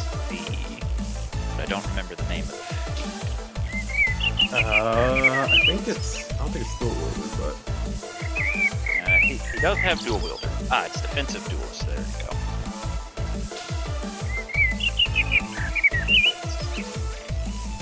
So, he will use his defensive duelist ability, causing only one of your attacks to hit him. 24. all he needed, because he is going to double smite him back. Because he only gets the... Wait, hold on. I have to read how this works. Because I have to make sure if this is a reaction or if this is something he can just do. While you're I have it pulled up. You're wielding a finesse weapon which you're proficient. Another creature hits you with the melee attack. You can use your reaction to add your proficiency. Yep. To your AC for that attack. Okay. Yeah. Just had to make sure. So yeah, you do get hit 1 hit in. Yep. And he is going to hit him back with a double smite. Okay. And it's going to be his own staggering smite. Okay, don't freak out. Don't be freaked out. Save. Alrighty. How wise is the Hubert? He's not very wise, but he's proficient in wisdom. Huh? Wait, hold on. I actually have to double check that. Hubert is very proficient in a lot of the bathing moves.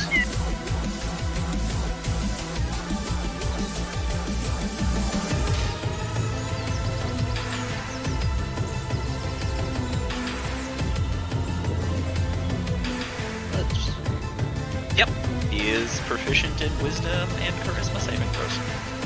I love paladins. Yep.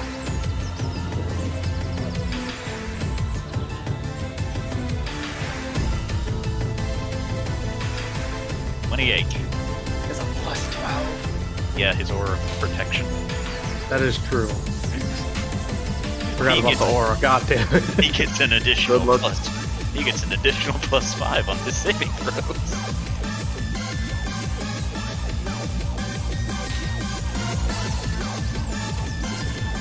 All right. That's the reason everyone likes Hubert is because he has a 20 charisma.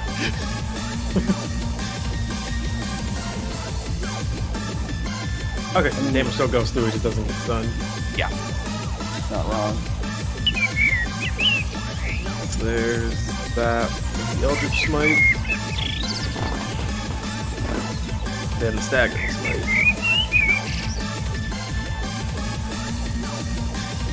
Oh, it's the 21, not the 30.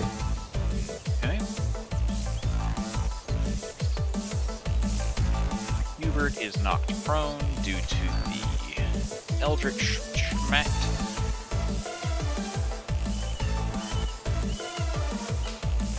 Laying on the ground. And if that happens.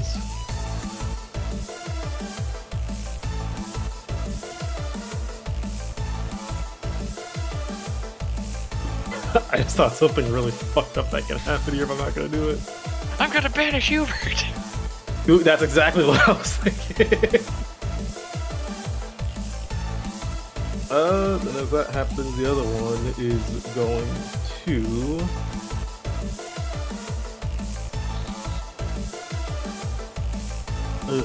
Gonna keep being the boring one now, just blasting. You'll have disadvantage. Wait, the second clone? Yes, because Hubert is now on the ground, and you have disadvantage on prone targets when firing ranged attacks at them. George is joking. I like to imagine that was George's clone saying that to himself. Not helping, George number 2. I know. Wait, why am I number 2? I'm number 2, you're number 2. With the Mauler twins. Guessing none of those hit? Let's see. The 17 does not, the 14 does not, the 21 matches. I forget, that goes to the attacker, right? Yes. That? Yeah, that hits.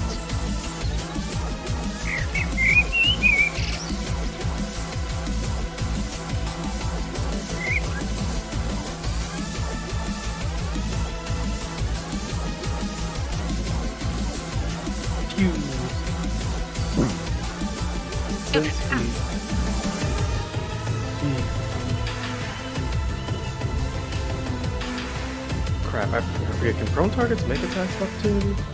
Yes, he'll just have disadvantage against you. but he does it. But he can make an attack against you. I'm not letting that happen, so George is going to stay right where he is. Okay. Hubert will stand up, use his hasted action to heal himself for 70 HP. Ah! Because he has lay on hand. God damn it. Fucking As you watch his wounds begin healing rapidly, as he stretches again and smiles to you.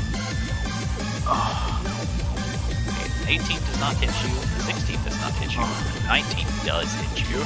Does it hit you for a blow? I need to roll a 8 or higher. Of course. Ew. I love it when mirror image fucks me over. Don't worry, he only hit you for 7 slashing damage. And 5 cold damage. and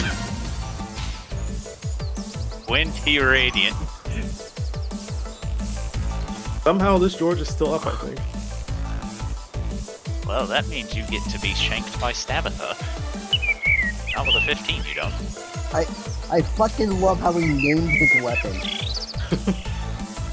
Every weapon deserves a good name. Yeah, exactly. If I can actually pull up my sheet to do my HP, but I cannot.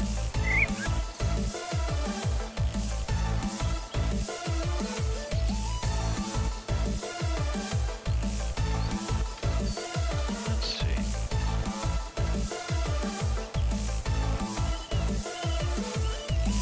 Oh. This is turned out to be rather fun, George. I'm a little terrified that you called it fun. Well, I suppose it is time for me to show you something that I haven't gotten to do yet. Oh no. As he'll clench his fists together and you see his pupils turn red as Hubert is going to rage. Huh? Huh?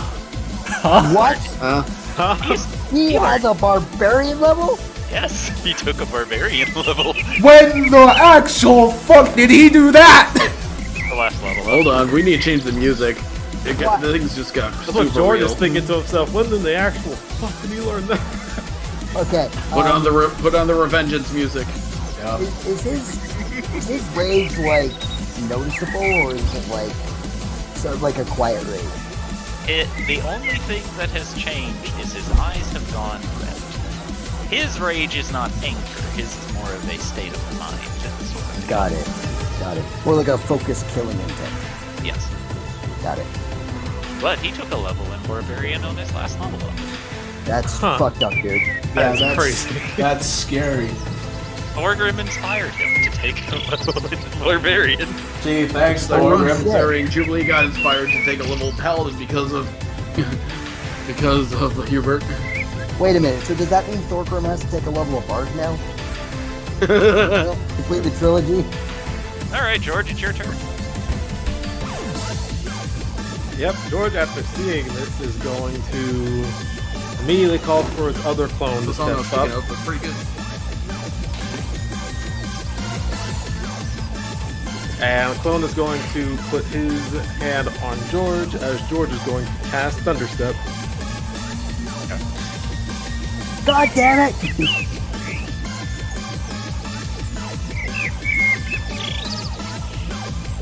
And he's going to actually teleport them.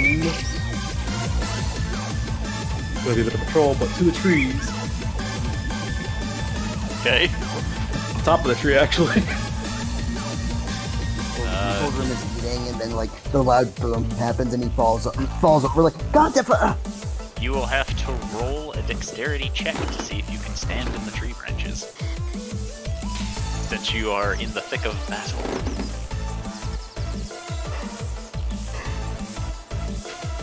Both of them are just one. Both.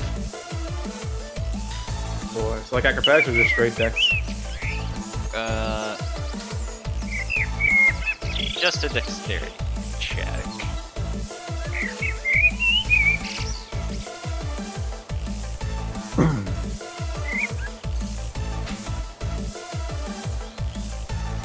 Okay. And what about the other one? So you said for both of them. Yeah, as in Oh, that's what each you meant. they are each their own person, so they each need one. Alright, how far up the tree did you go?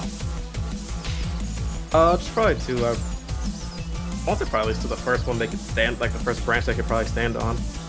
Please tell me he didn't take secretly monk levels as well. He couldn't do that in one level up, unfortunately. Run up the wall or run up the tree.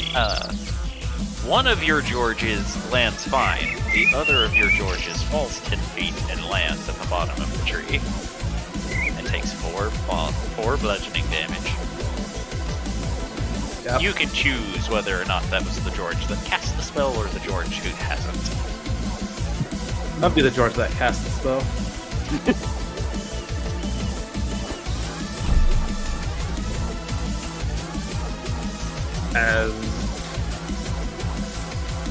As the George that cast the spell, is Thunderstep is a bonus action or is it a regular action? Thunderstep should be a regular action. Okay. Then the George that didn't cast the spell is going to do an angelic burst for himself. Because he was left at 1 HP somehow. Oh boy, if he gets it, that's it for him. He says somehow like Hubert hasn't been whooping the shit out of him. I mean, yeah, true. As seeing this happen, George is... I just remembered something. What? Uh-oh. Hubert actually has a lot more HP than he's supposed to. Oh. Hubert can't be the subject of critical hits. Why? Because he has What? adamantine armor. Oh He yeah. has what? Yeah, Adel and Jubilee persuaded him to get that. He Yeah. got an adamantine armor? Yes. You Yes, he did. psycho! Well, you see, after Max bent his spine like a goddamn Slim Jim, they were like, hey, we don't want that to happen again. So here, take this adamantine armor.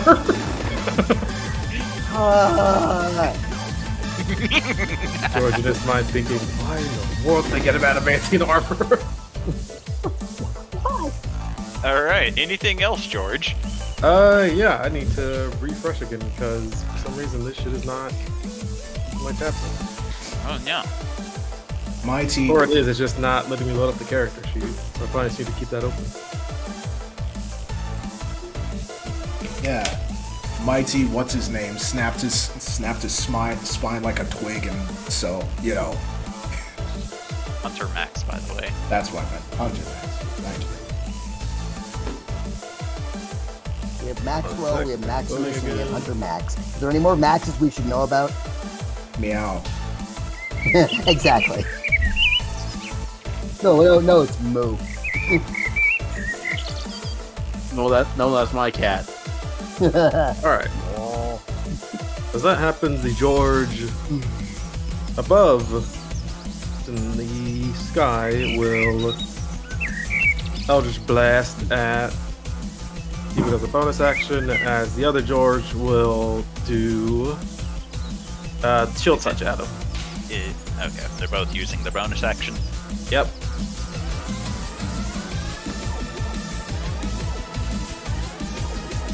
So these are the Eldritch Blasts.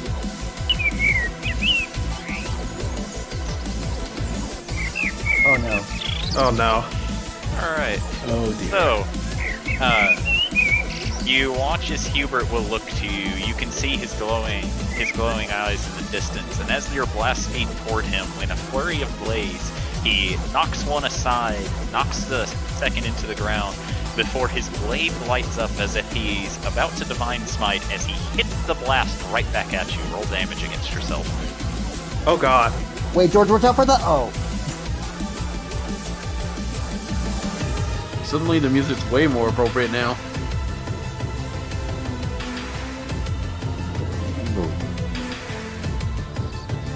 Oh, there goes all the health he goes back. Wait, how much is... Eldritch Blast is force damage, right? Correct. Okay. So it actually has 3 was that because of resistance. You have resistance to force damage. Well, necrotic damage. Ah, okay. Yeah. He has a lot of resistances, which is crazy, but Alright, so now and then the chill touch.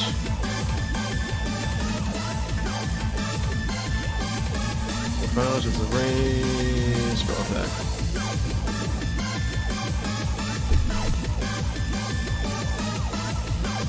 Nice. You watch as after he knocks the. Oh wait, attack- should I have rolled to see? Actually, no, that just hit me. I was gonna see, should I have rolled to see if that hit the clone or not? Absolutely. No. As their other George goes to cast, you see him briefly toss up his secondary weapon, and as the bony hand appears, you see Hubert grip it by its fingers before bending backwards, cracking the magic at the joints, causing the spell to fail as he catches his blade in the same motion. Ow. Anything else? Oh, that's it at the moment. Alrighty. So it moves on to Hubert's turn. 5, 10, 15, 20, 25, 30, 35, 40, 45, 50. As he moves up to the George who is on the ground, Oh boy. I will. What you gonna say? I was gonna say that I'll be nice and say you aren't prone for falling out of the tree. 24, 20, Oh boy. and a 31. That's not gonna matter. Yeah, no, that one's just dead. As you told Hubert to get Aria. Okay, so that's 18 total slashing damage, Yeah. 7 total cold damage. Yep. The rage. I already added the rage. And 41 radiant. Is that clone somehow still alive? I don't know, is he? Oh, I hate to be mad for him.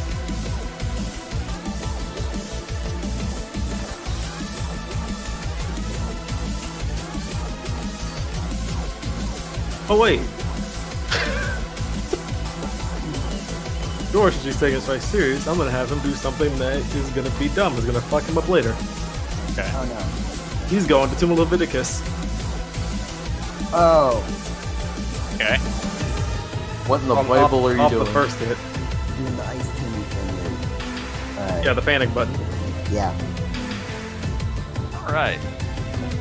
You Tomb of Leviticus and Hubert, after unleashing the other attacks into the tomb, will grip a throwing dagger at his side and chuck it up into the tree. What the? It's like, well, I can't hit one of them. I can't hit this one anymore, so I'll just hit that one instead. Hey man, I just got back and I'm seeing a lot of dice. What happened? Hubert happened. Hubert got serious, and I hate these dice. Oh my god, okay. As the one in the tree takes 10 points of damage. Ah, that's awkward. Alright. Is the one in the tree unconscious? Yeah, it is. Alright, the one in the tree is no longer in the tree as he flopped to the ground. Well, alright. And then Hubert will very calmly look down at the tomb of Leviticus, his sword spread wide, staring down at you, red pupils and a smile. As he knows that you're gonna come out of that tomb eventually. That's fucking horrifying. Alright, speaking of coming out of that tomb eventually, it's your turn and the tomb shatters. Oh god. George. Alright. I guess since you decided to do that, might as well just do this then. As he's going to activate his wings. Okay. And as a bonus action, is going to attempt to hit him with Green Flame Blade. Okay. Green flame.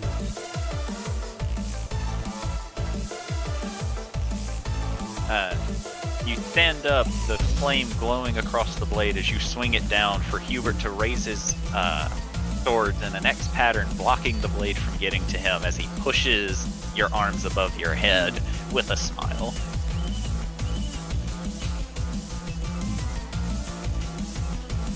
Oh boy.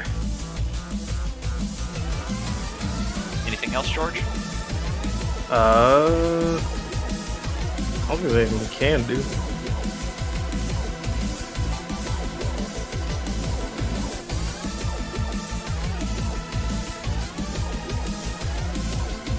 Yep, that's his turn. Right.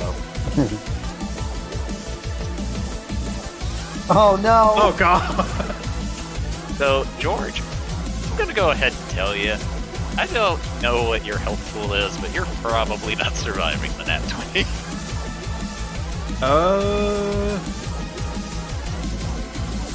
trying to think if there's any type of reactionary thing we can do.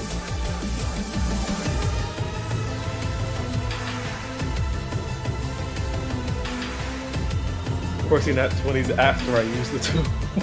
Yep. All according to plan.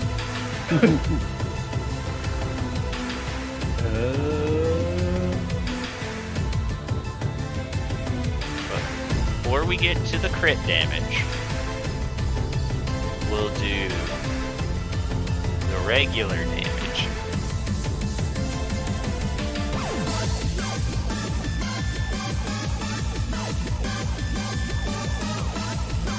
Or the crit damage. Oh, there's actually supposed to be 2 more in that slashing damage, so it's 10 slashing, not 8, sorry. Uh-huh. So let's see, 10 slashing, 2 cold, and 9 radiant. So that is... So he's at... Is that 15 or 14? He's at 45 HP. Okay. 22 slashing. Yeah. 9 cold. Yeah.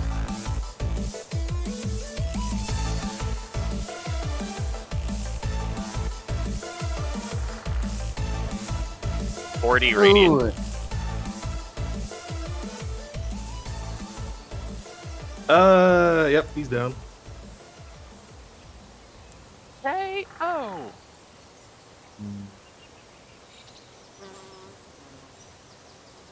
They should have said George go all out from the beginning. As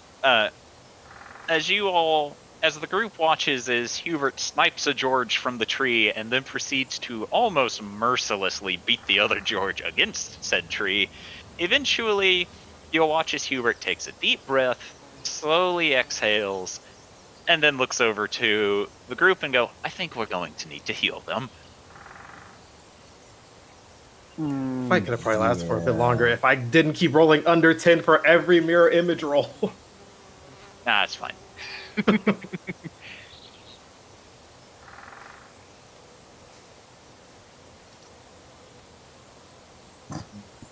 proceeds to whack him over the head repeatedly with a stick.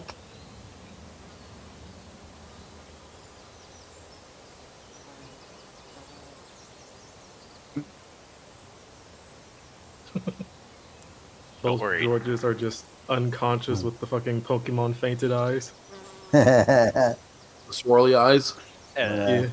Hubert puts his weapons away and slowly rolls his shoulders and goes, that was fun. I was muted. I was saying, Beastie will walk over with the stick of healing very menacingly.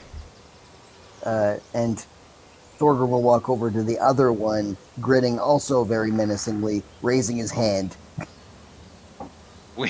We have healers. We also have physical healers. Alright, Yeah, Just this for a while. yeah. for like an hour. Beastie is gonna smack George until he's back to full health. And I'm gonna slap George once. Wake up. Ow, ow, ow. How much health do you have, George? Well, what's your max HP? Both of them have 59. All right. So that means you got hit 118 times. And the other one, do you want a full heal or do you want a not full heal? That probably will help because I don't think George knows how to combine himself again. It's just something you can do. Oh, okay. The primary healer and one of the secondary healers are still sleeping, apparently. Oh no, Adol's just observing all this. I said the primary healer would probably be the cleric, Elvie. I don't think has Elvie ever healed anyone? Oh, yes. My mistake. Yeah. She has primary healing abilities. Adel and Jubilee are secondary healers. I'm currently in the. I imagine Elvie right now is doing her morning meditation. Morning meditation, sips a cup of coffee, looks over, sees Hubert beating the ever-living snot out of two Georges. Continue sipping coffee. Jubilee kind of wakes up a little groggily. She decided to stay up a little bit just to watch over Elvie, so she was still a little tired. Elvie, once done sipping coffee, will peek out of the tent and go, "Am I required?" I'll look back. Ow. No? Very well. We'll go back in tent, sip coffee more. As both Georges just combine and he just sits up. Ah, what the fuck? Beastie will put away the stick. To be fair, you did tell me to go all out. Yeah, I don't regret that. Well, You did that's well, Hubert for you. You did well, George. Thanks. I Though, feel like I could have done a lot better though. that you could have. But I could have done better as well. Yeah, that's fair. There's always room for improvement. As I've said before, there's no such thing as perfect. He offers a hand to help you up. George will take the hand. Though, I will say, I am uncertain how those weapons work, but if you're going to do that, you need to find a way to incapacitate your opponent. Given the way it feels, I would say that neither are as durable as you are together.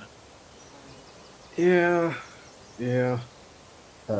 Thorgrim will raise a hand. I have a suggestion. Hmm. I mean, there's two of you, right? So, Yeah. just attack from both sides. George will kind of look confused. I believe he means to flank them. Indeed. Sorry. Yeah, I do. I'm over here. Beastie's over there. We've got you at both sides. Imagine they're your clones, and just start smacking.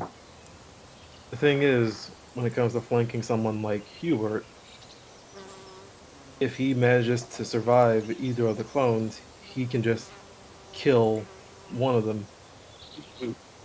I mean, Hubert is Hubert. I mean, it's almost impossible to, fight him unless you're, way, way, way, way, way stronger. But like for other enemies, like other instances where you're not in danger of being struck down in a single hit.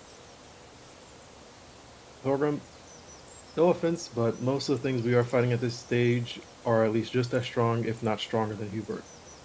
No offense, Hubert. I'm more flattered that you think I'm as strong as some of the things we have fought. I mean, I've not taken the. And then he thinks about it for a minute and goes, right. Never mind. I'll shut up now. But I do see your point. If anything, George is going to start muttering to himself. Yeah, he could have been more defensive, utility, double the spells. Yeah, I could have stopped him from healing too. He's just going to keep like muttering to himself like different things that he could have probably done. Thorgrim's going to gently nudge Hubert with his fist and go, see that? You got George thinking. He's doing strategy and stuff. I just imagine it's kind of like the like Midoriya when he starts buttering at I was in gonna like say, a show. damn it, Deku! Immediately went to that. I can't think of that without thinking of the abridged version. Which one? I don't know who created it, but let's just put it this way: I can't think about Bakugo without hearing the phrase "Deku." What'd you? I didn't even hear what you said. I'm nobody's whore, Deku. I think that's the something witty version. So, but the scene is when Midoriya shows off that. Yeah, no, I know he's the found one you're a quirk, talking about. And then Yeah, I've seen that one. And then Bakugo's like, "What? Deku doesn't have a quirk. He would have used it all those times I was wailing on him. Unless he wanted me to do it. That sick son of a bitch usually using me for his sexual pleasures. All these years I was his unknowing whore." Oh my god. just like jumping the shark when it came to logic. Nobody's hard, Deku! Yeah, and then he just shouts that at the very end. Oh, he's on your Deku! Yeah, I'm pretty sure that's the something witty version. George will I think eventually snap out. they also do my favorite Sword Art Online abridge. George will also eventually snap out of his mumbling and be like, "Would you mind doing this again sometime, Hubert?" Not at all. Perfect. And if you don't mind, I kind of want to get in that line too, and because we haven't sparred in a while either. Sounds like we're going to have a three-way brawl then. Beastie will step forward. Oh my. No. Last time you fight me when me not healthy. But then when me fight you when you not healthy, you said no. Not fair. So 4-person brawl. Or is this going to be an instance where I have to fight all four of you at different times? I mean, I'm fine with either. And yeah, I'm also fine with either or. Beastie nods. I suppose we will have to work on it then. All right, free for all rules. Great, I love it.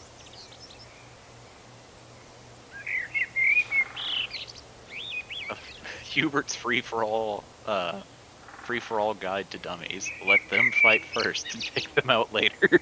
Exactly.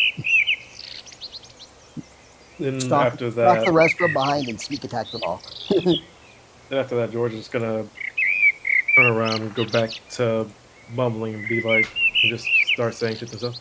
I could have also just flown away if I wanted to. I have Maybe just daggers. have more range. I have daggers, George. I can throw them at you. It's true, he does have daggers. But then again, I could try to dodge the daggers. Or deflect them. Or just get out of the range.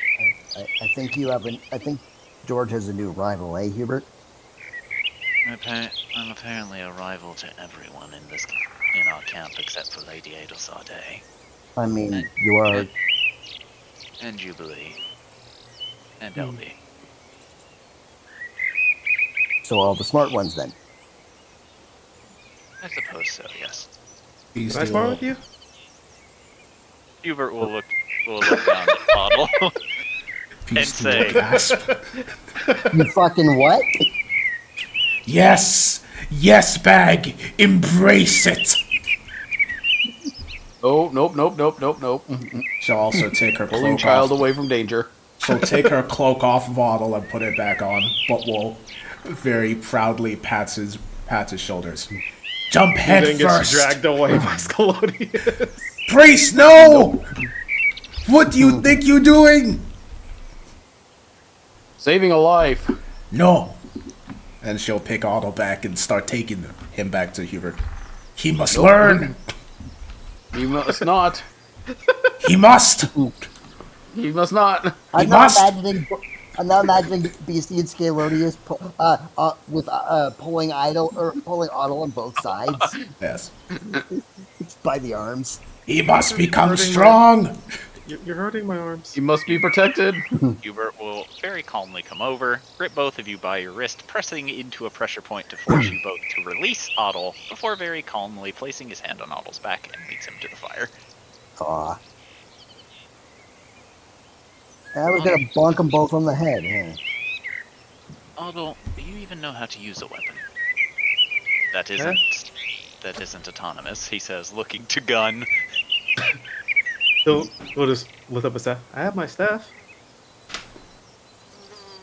We can. I suppose we can spar, but I will have to get a quarterstaff for the occasion. Oh, okay. I'm gonna child pat the sparring. But I am in no shape to spar presently. George did do a number on me. And in the back of they hear George just like, then George still mumbling, just like, of course if things do get dicey, I could just leave this one too.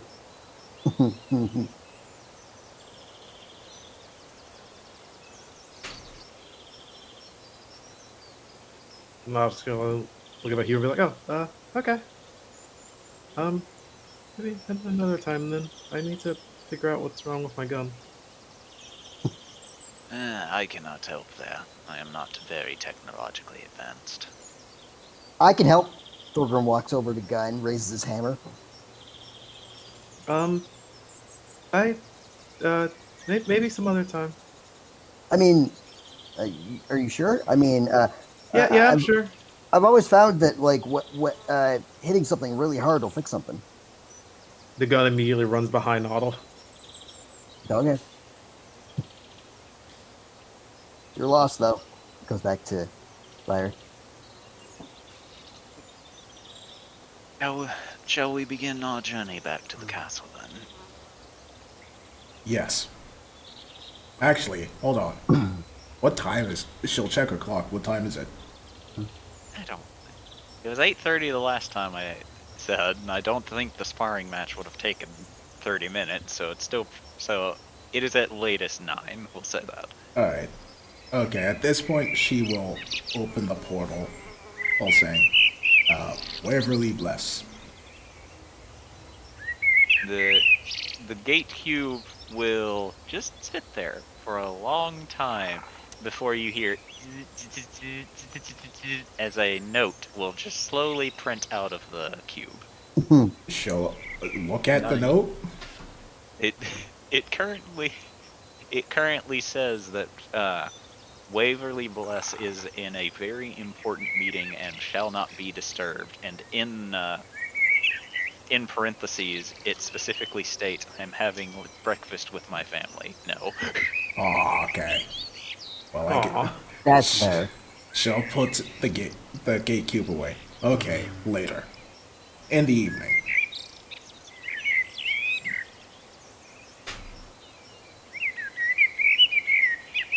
Otto, meanwhile, is going to go over to the tree and start practicing his grappling hook. Alright. Hubert, can you awaken Jubilee and Gloom Hollow? Gloom Hollow is awake. She peered out of the tent after the sparring match. Jubilee pokes her head out, and I'm also awake. I'm just keeping her company, and then ducks her head back in. Well, we should get going. Very well. LV pokes her head out. I'll finish getting ready then. No, not yet. And as Jubilee gets up to leave and is about to walk out of the tent, LV comes up behind her and hugs her very tightly. Oh. I was just poking my head out to say I was still getting ready. Hugs her back. Thank you. You have no idea what this means to me. Anytime, LV. Anytime. Okay. I appreciate you. And LV will walk out of the tent. And stand in front of Adel Sarday, but hands behind her back, prim and proper as always. Elle is in And a a few similar... moments later, Elle is in a similar pose, but then we'll look over to Jubilee. Jubilee just smiles and waves. She looks prepared now. Very well. Let's get going. As you wish, Lady Edelserde. Vroom.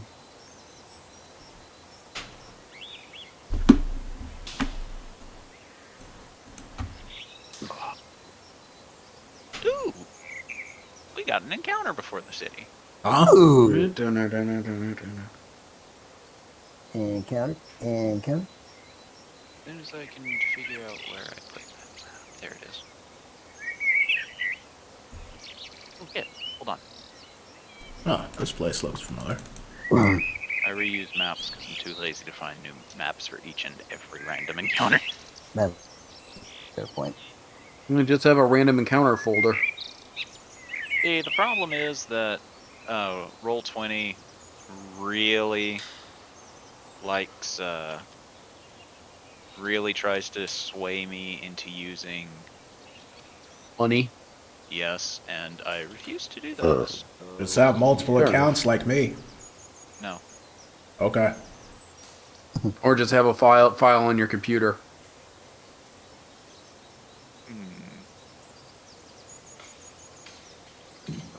Refresh the Roll20. Refreshing the Roll20 has proven to be a bad idea. Yeah, I did see a notice when I first logged in about a DDoS thing. Roll20 is being DDoSed? Apparently. Fine.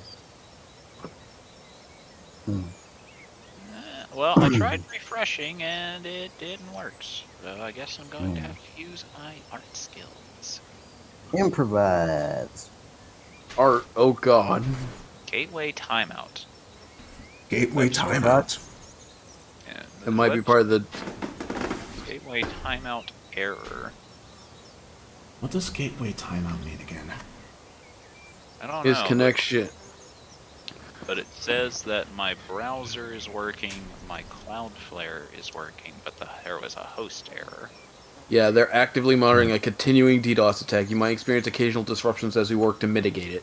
Okay, yeah. That's the notice DDoS on is just- Roll20 right now. Okay, yeah. Okay. Well, That's fucking cool. That's great. Oh Yeah. god. I'm starting to get a migraine too. Goody. Hold on, I'm back. oh, Everything's falling apart. I'm in. Lead hacker. And none of my libraries are working. So once again, we're going back to my art skills. Colonel. I need a blankie. My tongue Metal hurts. Gear. Colonel, tummy hurt. Alright, so... Yeah. Colonel, why do they call it an oven when you hot in the cold? I don't even No, know. no, not that. No. When you put in the cold food and you hot out in eat the food. Hallelujah. I don't even know this joke. It's one of the dumbest memes I've ever heard. I don't get it. You're not supposed to. That's the point.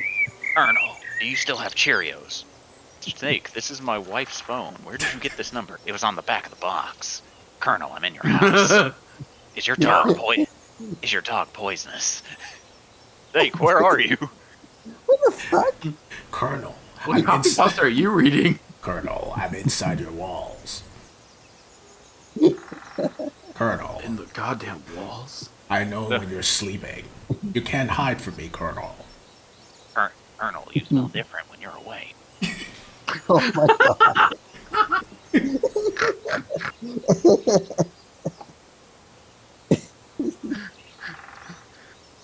This is getting pretty It's fucked just up. getting progressively worse as we keep going. Well, so Colonel, my- I can smell you. I can smell you. Morgan Freeman, what are you doing here? I can see, Get the hell out of my smell you house. walking around. Man, I forgot I could do a Morgan Freeman impression. Alright, so smell you. my library isn't working, so if I ever need any tokens, I'm just gonna have to draw shit. Oh God, what are we gonna do? Alright, so I think I might have to bounce. My head just keeps getting worse and worse. Ow. Okay, well, we can call it after this encounter. It won't take Okay, terribly sure. long. Okay. All right, I'll go. I'll stick around a little longer. Oh, All right. So as you are all walking and heading back toward the city, nothing truly eventful is going on, except there seems to be the glint of what appears to be the hilt of a blade sitting in a rock up ahead. Oh, The sword in the stone. these dudes are gonna Where? waddle on over to that. Where is it? Where is it? Where is it? Near Beastie. Where did Beastie go? She disappeared. This way. Okay. BC, are you sure that's a good idea? Nope. And she grabs the hilt and starts pulling. Roll Yes, athletics. Lady Adel, the barbarians are at it again. Just watch. If they activate the trap, I doubt it'll reset itself. I think we still need Hey! them for one thing. No, I wanted it. You did not roll high enough to pull it out. What? Honey? You seem to be having a trouble. Would you like assistance, BC? Beastie will just like keep pulling and pulling before falling back and just being exhausted. Like, ugh. Yeah, even on Nat 20, I can't get that. So You try. Children want to do a pull. Are you both going to pull at the same time? sure. Okay. Both of you roll me athletics. Okay. Shit. Should have raged first. Eh. All right. So, Well, combined, we got 30. I think I pulled something out. Ow! all right. You neither of you got high, even together. You did not get high enough to get the total that you need. But you can keep trying. Everybody, all together. Alright. Beastie will activate her tattoos and grip the hilt again. Rage mode activated. Yeah, Thorgrim's also gonna rage. Fuck this shit. Alright, here We all we went go. super. Hey, that ain't so bad. Huh? Oh. Yeah, unfortunately. Hey, that's pretty good. Yeah, I didn't roll so great. And you rolled a 22. That's pretty decent. Yeah, but you know, if a 29 can't do it, 22 won't. Yeah, I got 21. I this is a- don't want to hear it. This is a situation of where I'm taking your totals and adding them together. Oh, okay. Yeah. So Wow, that's pretty good then. 33, and you guys got 60, which was actually the DC. Huh? What? Actually, no, Holy combined fuck. it's 70. Whatever. 60 was the DC. This did require you have multiple people, by the way. Yeah, clearly. So, as you guys pull, you feel it slowly coming loose, and you pull and you pull, and you hear a large crack, and you pull the greatsword from the stone with a gigantic hunk of stone at the end of it. As you pull out the legendary sword, Excalibur. Wait, does that mean we have this huge hole, this whole boulder on? No, you. That's a check shame. general. No, we didn't Legend of Zelda Tears of the Kingdom stick the world on our sword. But da da da da. check general for the stats of Excalibur. And just so you know, Excalibur deals bludgeoning damage. It does not deal slashing. Really now? Of course it fucking does. It's a rock. I got what happened. Oh, we got the Excalibur. Really would work for Skillodius. They got the legendary sword Excalibur. What the fuck? Oh. Huh. This would actually work for Skillodius because he's a two-handed weapon fighter. That's Alright. beastie. I mean, and I can be. But BC does sharp things, not bludgeoning things.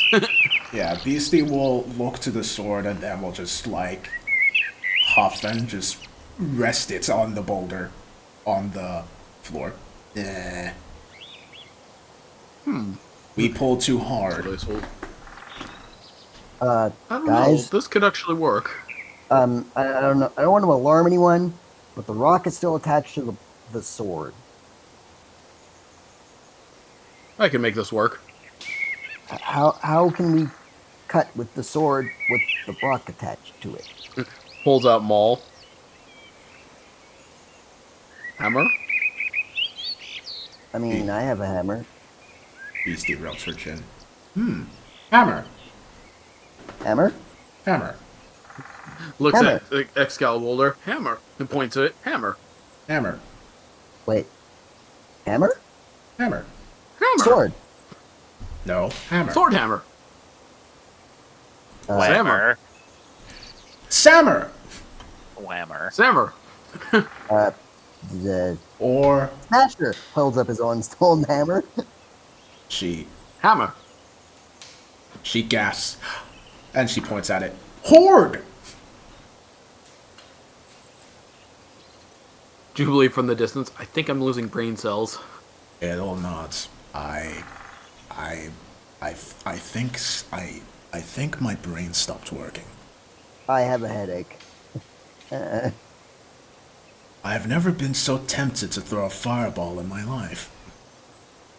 On 3. 1, 2. No, ladies, no. We have to be better than this. We have to be the smart, calm ones here. I was joking. It was a joke. He still head over while pointing.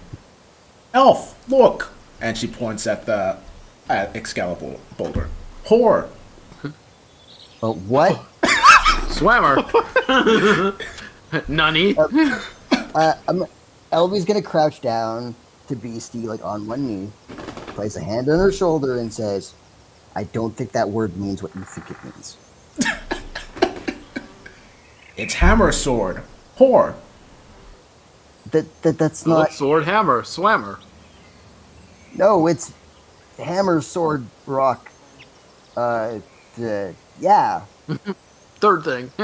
Third thing. Elvy does the face What palm is again. wrong with you three?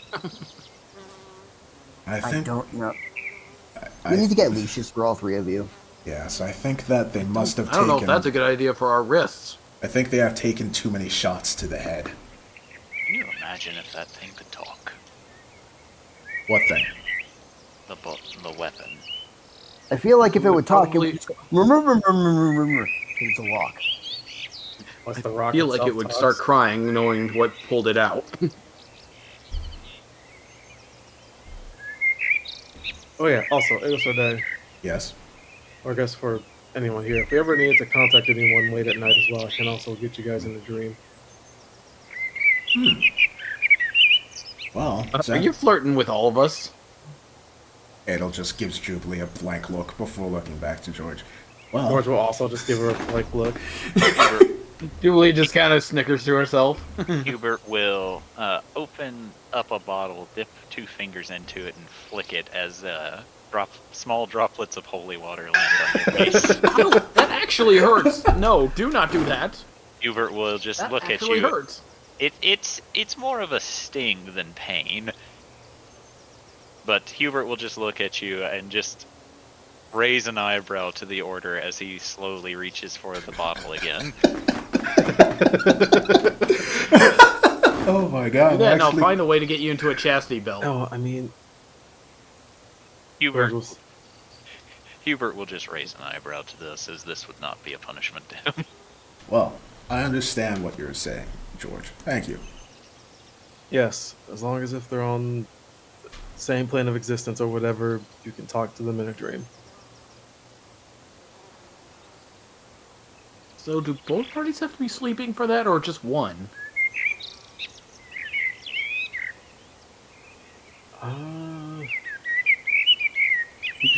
Jubilee just starts like, no, that was a legit question, not a joke question for once. Sorry, what was the question? If both Do parties both parties have to be asleep, or does only one have to be asleep for it to work? One of them has to be asleep, but if you'll know if the other person is asleep. But yes, to answer your question, for it to work, both need to be asleep. But once you do enter, you can know if that person is awake or not. Oh, nice. Yeah, you're not stuck there, but you can also wait for them to fall asleep. So, So you can literally be running around someone's head waiting for them to go to sleep. No, we- you can just know when they're asleep, and then once they are asleep, you can then enter the dream. So are we I invading? don't know. I just kind of like to people's imagine it dreams like a blank waiting room. Why would you want to... Never mind. Mm-hmm. What were you saying, Thorgrim? now? No, this was LV saying. Oh, it. LV. Are we evading? Are we invading someone's dreams now? No, it's in case we need to talk to anyone via a dream. I see. Friends, Yes. Yes. if someone starts dreaming in dream, can you go into that dream?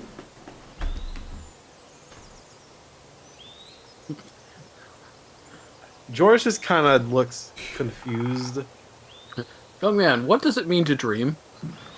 Starts pinching the bridge of his nose again, and just gonna say yes. But if you fall asleep in dream, and you dream, and then you fall asleep in dream again, and you dream again, can you go into that dream? Yes. How deep it go? Yes. Ah, we should do that. No. Why? She's let. Pretty sure that means we don't ever wake up. Goblin, are you Yes. letting your dreams be memes again? What's a meme? Can we keep going? Yes, please, says Adel as she keeps going. I feel. Julie just kind of looks at Scully. Are you seriously keeping that thing? Why not? You know what? Never mind. I cannot believe I just made a joke about them. I feel dirty. Ugh. Beastie just tuts as she goes along. Me can't believe Dancer is mad that Priest has a whore. Oh my fucking god. Ow, my head, but that's funny. Me think Alright. me think I Dancer actually like found myself whore. laughing.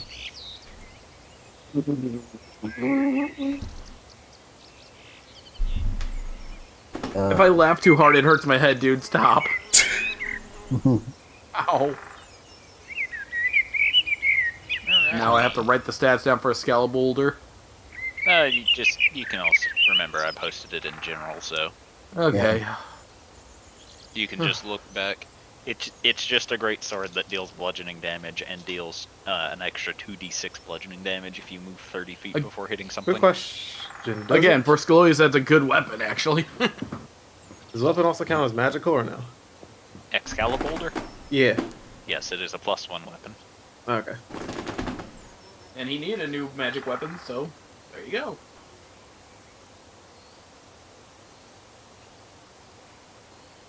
Oh. Ooh. Also, George, did I tell you that auto attuned to the rabbit's foot already? Yes. Okay. While you're attuned to that, you have the lucky feat. Neat. With the lucky feet. Auto, the lucky rabbit. Silly rabbit. This child's gonna have an interesting adolescent adulthood. Oh yeah, I heard the entire conversation Hubert and the Sclodius were having. Fun. He's also been Yeah, traumatized you're- multiple times, but no one has talked to him about that yet, so he's just dealing with it. We're not therapists, we're adventurers. We don't deal with it, that's the problem. Well, How do you deal with this stuff? That's the trick, you don't. George just seemed fine to Adel, so she thinks, he'll be. No, Oh, Otto. No, we're talking about Otto, not Oh, George. Well, Yeah, Otto Otto's the still. one. The child. Yeah, The actual Otto child, has looked fine. Not the teenager. Oz looked fine to Adel, so she's like, he's doing okay. Meanwhile, Everything's Otto fine. eternally panicking We're about the adventurers, amount we of... don't deal with our problems through therapy. Meanwhile, Otto, I've seen death more times in the past month than I have ever in my 18 years of living. Why did these people I've pick lived me up? I've lived on a farm growing cabbages and carrots, and now I'm doing this. Oh. Then imagine if it's like one of the barbarians that pick up on her first. Oh god. They're like, I mean, Beastie was fully in support of Otto sparring with with Hubert. Yeah, she thinks it's a great learning experience. And to be fair, Hubert would go infinitely easier on Otto than he would on anyone else. Oh, Until Otto hits him thank with God. some type of strong spell. Scaloni seems to be the closest one to think, I guess, that he doesn't know if he has trauma yet, and he's just trying to avoid it, and he doesn't know Aurore's traumatized. Beastie doesn't have trauma, but she's starting to get more and more uncomfortable as she realizes just how different to goblins she actually is now. I mean, that could be a form of trauma. I guess. It's like, oh, I Imposter can't syndrome. I can't connect with anyone of my race anymore. Oh no, I am alone. Welcome to the club, Beastie. Hey, thanks for watching the video until the end. If you want to see more of my stuff, click on either the vids on screen or check out my YouTube channel. Feel free to like, comment, subscribe, and check the description for more places to follow me. I hope you enjoy the rest of your day, and I'll be seeing you.